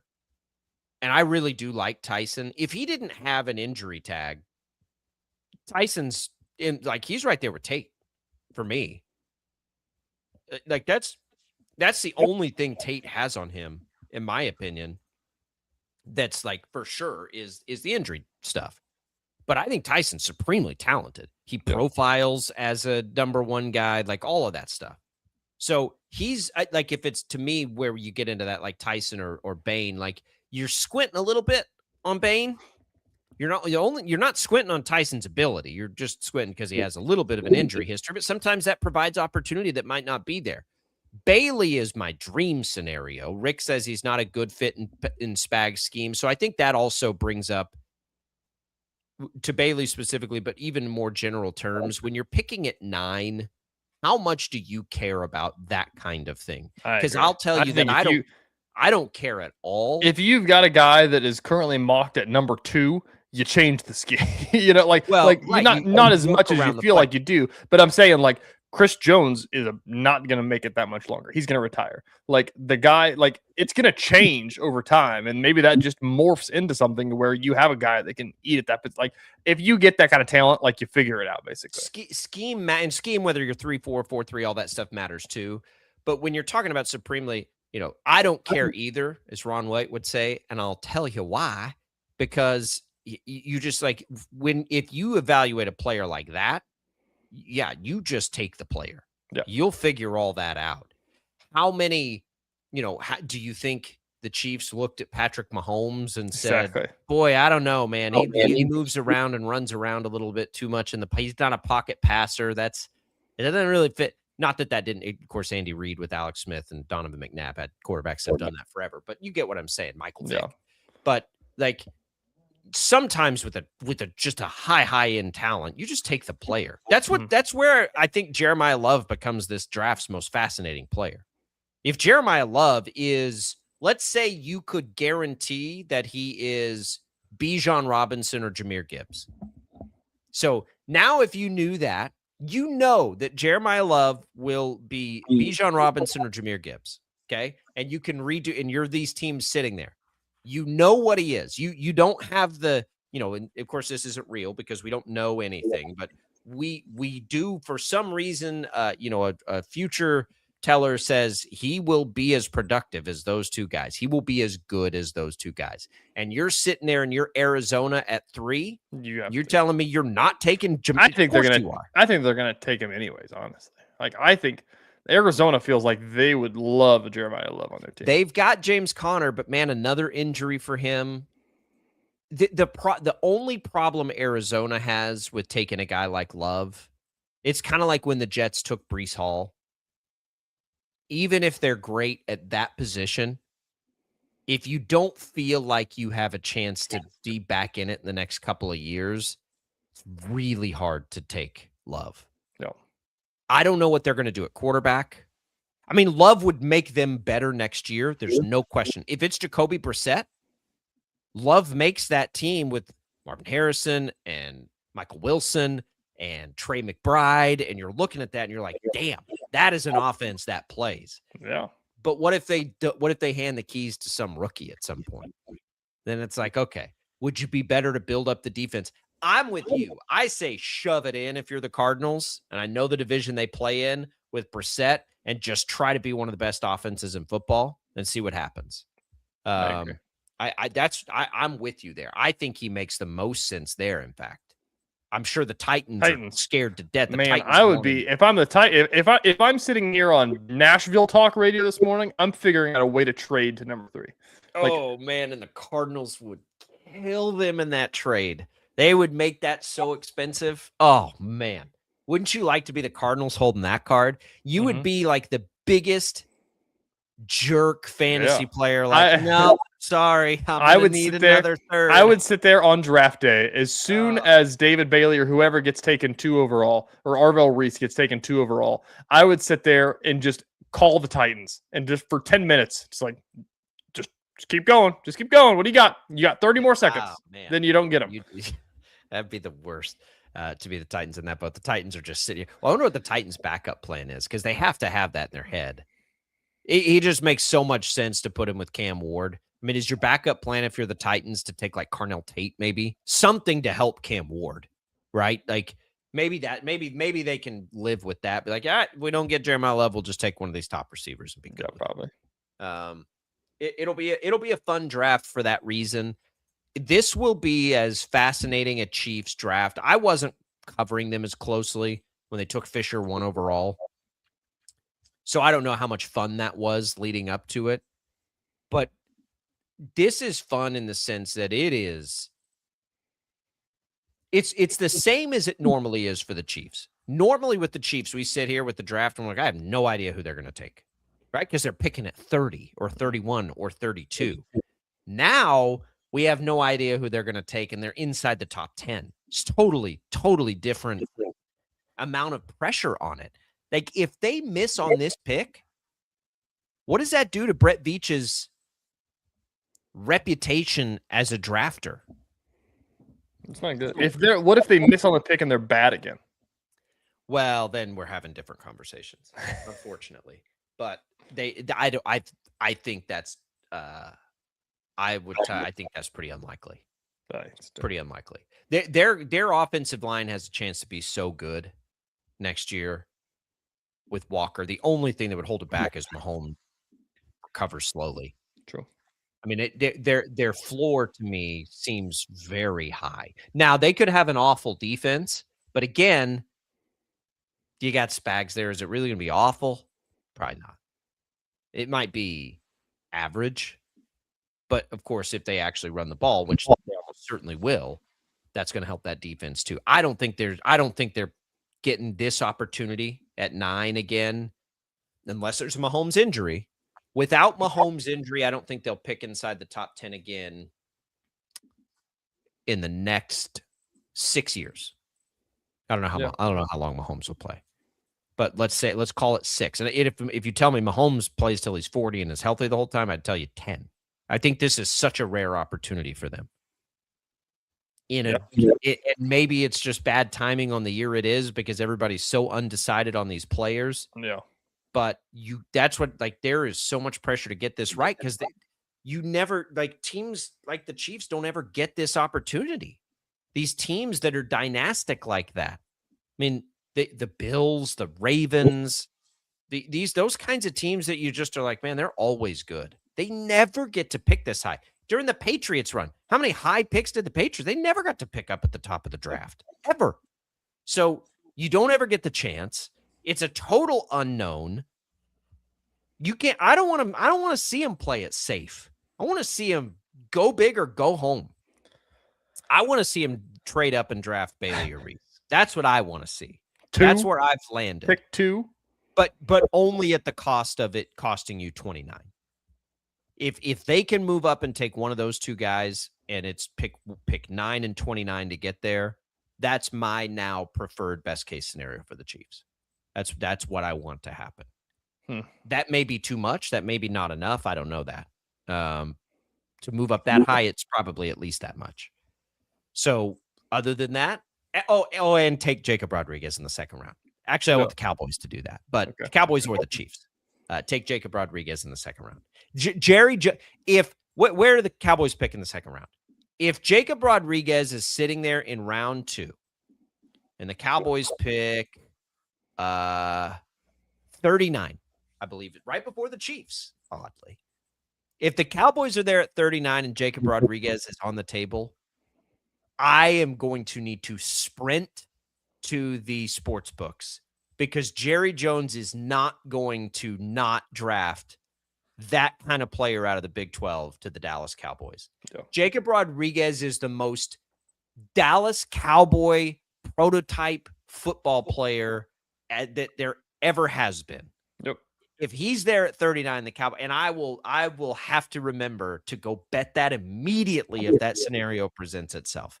Don't they? The books will do that, right? They'll say what player is getting drafted next or whatever. You'll do something like that. You can do. I know in the past they always do pick position, so you can say the 39th pick will be a linebacker and get pretty good odds on that. I got burned on that, I believe, with the Felix pick because I swore the Chiefs were going to take a wide receiver at that spot. Oh yeah, and then it's like, oh, they took a defensive lineman. Yeah. They've taken them lots of those and we're just like, okay, when's one going to take off? It's a hard put. That's why Bailey and Reese become my it's been so hard for the Chiefs to find one. Those 2 guys feel like they're going to be real good. So I would say go get one of them. Are they Myles Garrett? No. Are they that kind of prospect? No. But they both look a lot better than some of the chances the Chiefs have taken there. I can't wait for it. We're a week away. 1 week from the Chiefs picking in the top 10. Starting to get excited. Are you starting to get there? I am. Yeah, I am because it's like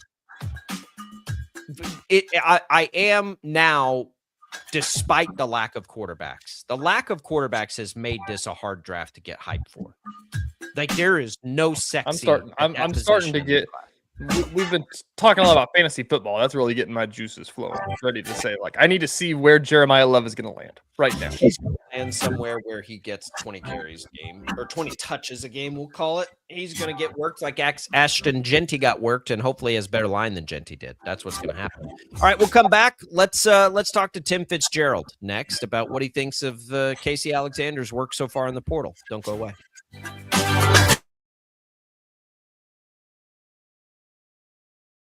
Lightning, hail, tornadoes, flooding. It's the worst of severe weather, and it's coming.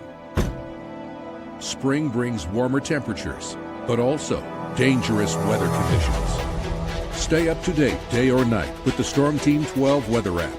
You'll get accurate forecasts, so you can plan ahead and stay safe, no matter the weather.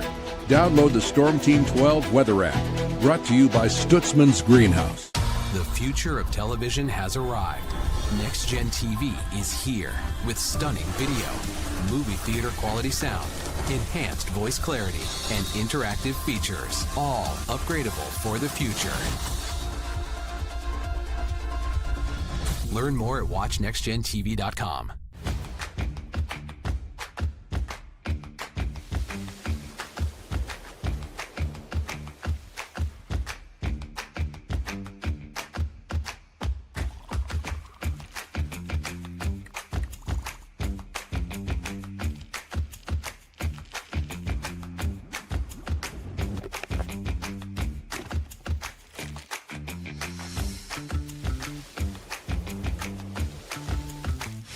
The canvas of our imagination. They tell a story, clouds affect the events of your day.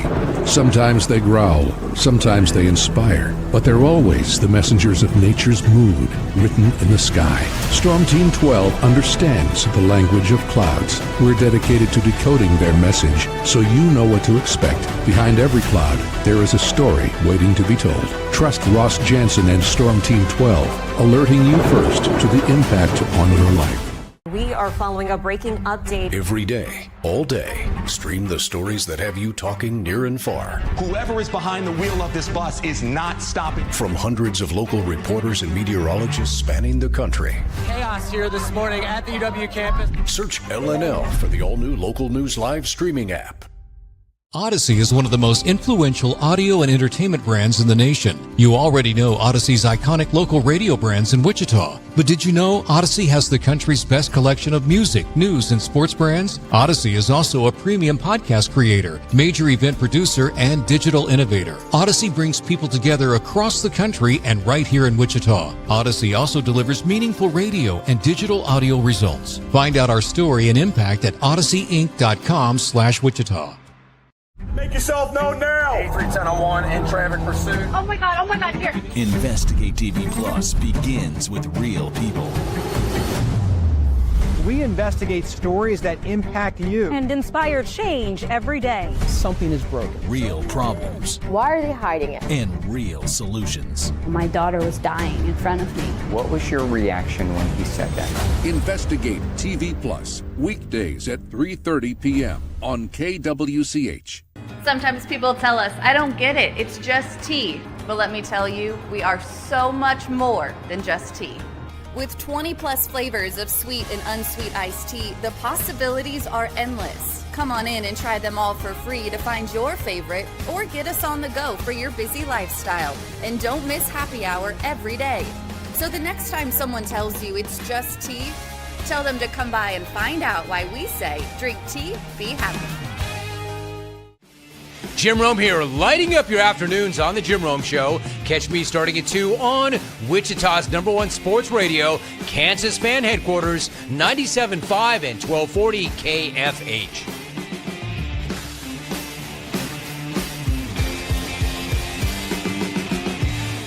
Mornings are busy. We're here to make your mornings better. We report the stories that affect you. 3 more hospital lies from contaminated apple juice just a day after the FDA issued a recall. We're here to make your mornings better. Closing east and westbound lanes of K96 for repairs. With 12 News, you're prepared for your whole day. Scattered thunderstorms across the state into the afternoon. Stay a step ahead with 12 News this morning on KWCH and KSCW.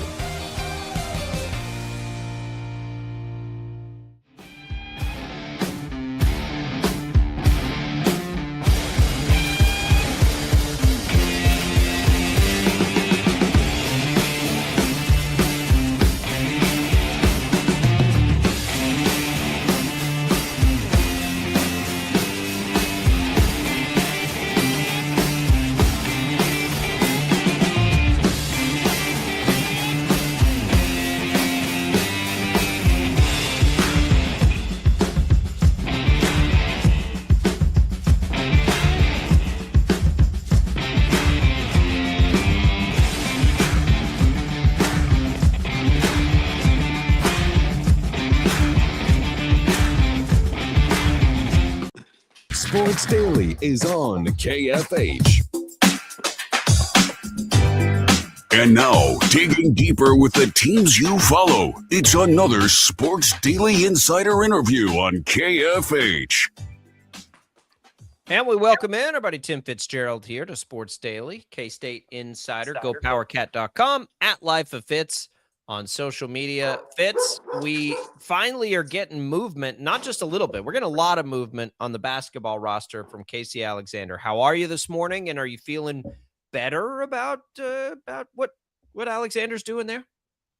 Well, I'm intrigued. It's just so radically different from, what we just witnessed with Jerome Tang. It's almost the opposite end of the spectrum on how to use the portal. And I think we see some strategic long-term planning here. And honestly, I don't get all the pickups, but I don't need to. I mean, he's the basketball coach. If he feels like this is going to be his roster, then I'm all in. I think I probably would prefer, like most people, to see a proven scorer or two, but we'll see. He's been very successful. He knows what he wants and the type of player and what he needs for a system, and he appears to be doing that. Fits in a world. It wasn't just Jerome Tang doing that, though. You're in the Big 12 conference. Everybody kind of has a portal stud, or not even a portal stud, just a stud that they will lean on. By all accounts, it's not over yet. They still got a lot of roster spots to fill. Is K-State going to have one, or is this going to be a what is it? Power in numbers, strength in numbers type of thing? Well, I think it'd be said that if you've only got one stud, you got problems. And I think K-State and PJ Haggerty proved it last year. You become very predictable, reliant, and need to find other scorers. So I think he's looking at developing, multiple threats. But yeah, I'm with you. You'd probably like a threat or two to come in immediately. And maybe he knows that some of these guys have been held back or haven't fit the systems. I'm still in the crazy faith portion of my Casey Alexander coverage. I think he's known what he's doing. He knows how to build a roster, and like I keep telling people, let him cook, let him do his thing. I like what he's doing too, Fitz. I think it makes sense. Everybody that he's bringing in can shoot a little bit. I do think that it is going to be probably a strength in numbers philosophy. So the philosophy, I think, is fine. My question remains the same, though. Is that good enough with the group that's being assembled to compete in the Big 12? Like, I think you can do both. I think you can look at it and say, yeah, it's a good idea. It's good fly. But at the end of the day, these guys have to be good enough to go win games in maybe in the country's toughest league and finish in the top half if they want to reach the NCAA tournament. Can they do that? I don't know. I mean, I don't see it right now, to be honest. But the thing is this program has needed a new direction, and I hear people complaining that they're not going to be good next year, and I'm like, well, you were really good in Jerome Tang's first year, and That's didn't what mean I'm a worried thing. about too. Yep. Yeah, I mean, I think he's trying to build something substantive, which ironically isn't what people are after now in an immediate gratification society. It's showing up in college sports too. I want to win, and I want to win now, and I'll worry about tomorrow. Casey Alexander appears to be a coach that worries about the long term all the time, and where his program's positioned, and that's, I believe, how you win consistently within this crazy period of upheaval in college sports. Is you have a long term plan and you stick to it, and you keep finding guys that fit what you want. Fitz, one could assume that when you bring in a 7-footer that has shot, 35% from three the year prior, they're going to shoot a lot of threes. I don't think that's a surprise to anybody, but the one thing that we've kept saying is that there's a clear pattern that they're bringing in. Everybody on the roster will be able to shoot the basketball. Absolutely. That's kind of the theory behind his offense. If you're not accountable at the 3-point line and the defense doesn't have to worry about you, he doesn't really want you on the floor, because he wants everyone dragged out from the basket. He wants everyone to have to worry about things and open up driving lanes. And it's a fun and effective way to play. But again, you don't get to play that way unless you got the right players. And he knows that. So everyone on the roster is going to be able to shoot a three, even his big men. Honestly, I said this on a podcast yesterday. I was a little bit interested that there wasn't that much interest with Doreen Buka staying, because he can actually shoot the three, and it's not ugly. It's actually a really nice shot. But he didn't fit the plans, and maybe he doesn't shoot the three well enough. But I don't know. I'm just waiting and seeing how this all develops. I want to look big picture, Fitz. When we look at college basketball, the topic TJ and I have discussed a lot the last, 48 hours is this proposal to put a timer, a 5-year cap, kind of a you get 5 years and then that's it proposal. Have you looked at that, and what do you think of it? I'm all for it. 5 to play 5, maybe one injury season, maybe. But the problem with that is then you get into the appeal process, and NCAA is saying yes or no, kind of arbitrarily that doesn't add up to any kind of consistency. So, but I'm a fan of it. Play 5 seasons. If you stay healthy, play all 5. Don't worry about this red shirt, play 4 games in football, that nonsense. And the fact that basketball doesn't have an equivalent rule. Let's just all, every sport, you got 5 years to play 5 seasons. Let me ask you and play devil's advocate, because I don't like it. TJ does, but just let me see what you. My problem is, if you do that, you have to have service academy. Like if you join the military, you need an exception there, correct? They do. They've got that. No, you need one for religious exemptions in the BYU example. Yep, they've added that. Yep. And what about, though, kids who have real life hardship? Parent dies, they've got to take care of family. We see that happen. We see guys have to step away for a year or two and then come back. Well, I haven't dug deep enough into all that, but those exemptions are still in there. But they exist now. So what's the difference? Well, the difference is these people appealing for 6-7 years. They just want to end it. When you sign a scholarship agreement, this is what you get. And I'm sure there's some kind of appeal process in there for no rule fits everything, and you need a way to arbitrate outlier exceptions like the family thing you just mentioned. I'm sure that's in there, but this will greatly streamline the process and eliminate almost all of the appeals. I feel like I need a 6-year because I feel like I need a 6-year. Okay. I mean, it's just out of hand, completely out of hand, and particularly with the courts involved. Some of these judges would let men play until their 30s if they kept appealing enough. Fitz, Jacob and I have been bickering about this all week. I feel like we're pleading our case to our parents here. So this is my case for it. I said the main reason why it's so important is that, I get the injury thing and everything like that, but we have 25 and 26-year-olds able to play college basketball and college football and that kind of thing. And at the end of the day, the thing that I keep saying is that I understand it's now a professional sport, but at the end of the day, it's still a college sport, and the whole business model of collegiate athletics was built around 18 to 22-year-olds. Correct. Absolutely correct. And I think what finally triggered the NCAA to try to come up with something is when the courts ruled professional guys could come back down and play college. That you've been in the G League or whatever it is nowadays, you can come back and play college. And that is such a change in environment for college athletics. I know that the NIL was, but that's being contained too if everyone will go along with this, back to name, image, and likeness. The courts were just absolutely wreaking havoc with eligibility rules and seems to be ruling on emotion more than fairness across the board. So I think the NCAA is looking for ways to stabilize that. All the rules that they will change or potentially will change are all going to have to do with the fact that every rule in the book right now is a little bit subjective, and everything is kind of just this guy had this case and this guy had this case. I think every rule that they make going forward is going to be as black and white and probably a little harsh on some people, but the reason that all these people keep suing is because they keep winning. Yep, you're exactly right. The NCAA operated like it had some kind of antitrust exemption, but it doesn't. That it can basically conspire to steal the name, image, and likeness from student athletes. I think the NCAA operated in bad faith with its employees, which they don't want to call it that, but that's essentially what your student athletes are. They might be contract labor. You get them a scholarship, they perform. It doesn't matter.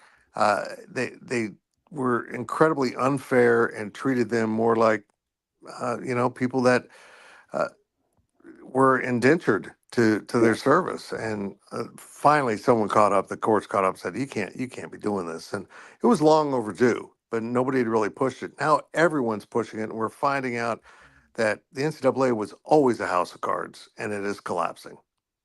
So let me. Here's something we did agree on, Fitz, that we kind of think is a good idea. If you get to this point, though, in the transfer portal, and you put a timer on it, what if you found a way? So the first one's free, right? Yep. What if in a second or any subsequent transfer, and this is where I could maybe get a little more on board with the timer, it costs you one of those years of eligibility as a deterrent after the first time.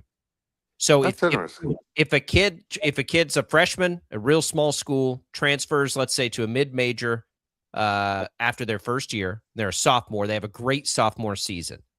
If then the big dogs come calling and you choose to go there, you go from a sophomore to a senior, or because you'll sit out a year.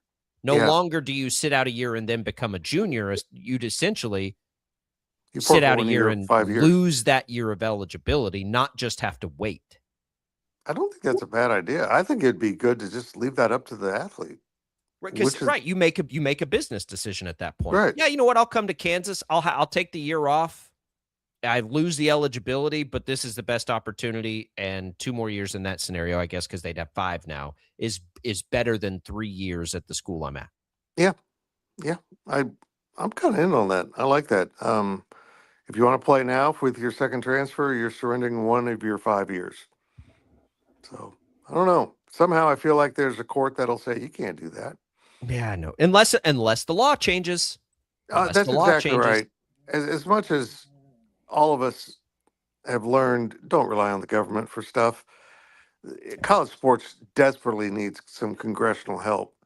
But I don't want this to be help that simply spells out what the universities want. You have to get the student athletes involved. You have to have something fair and equitable to all parties here. Which administrative body is more dysfunctional, government or college athletics?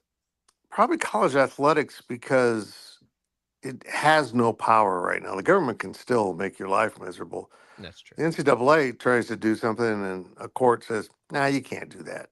And that's really at the heart of everything going on in college athletics. I hear people like John Calipari say, here, I got solutions. And I'm like, the courts have already said these solutions don't work. Are you not paying attention here? This is not NCAA making decisions. It's the courts overruling NCAA decisions that's led to all this.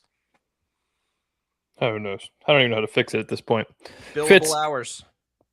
It's a mess. Yeah, I texted. Let's go back to basketball. I texted our boy Ryan Gilbert yesterday. I'm trying to pick a starting. I'm trying to pick a starting 5 of the K-State transfers we've gotten so far. I said Rechsteiner, Shoot, Kostic, Lindsey / Abraham, and JT Rock. You agree?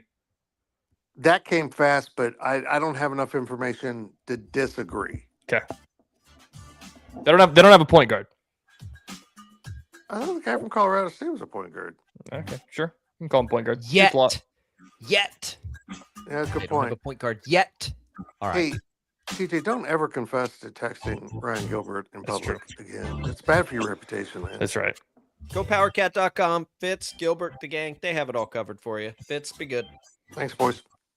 All right, we're coming back. We got a little more Sports Daily. Don't go away.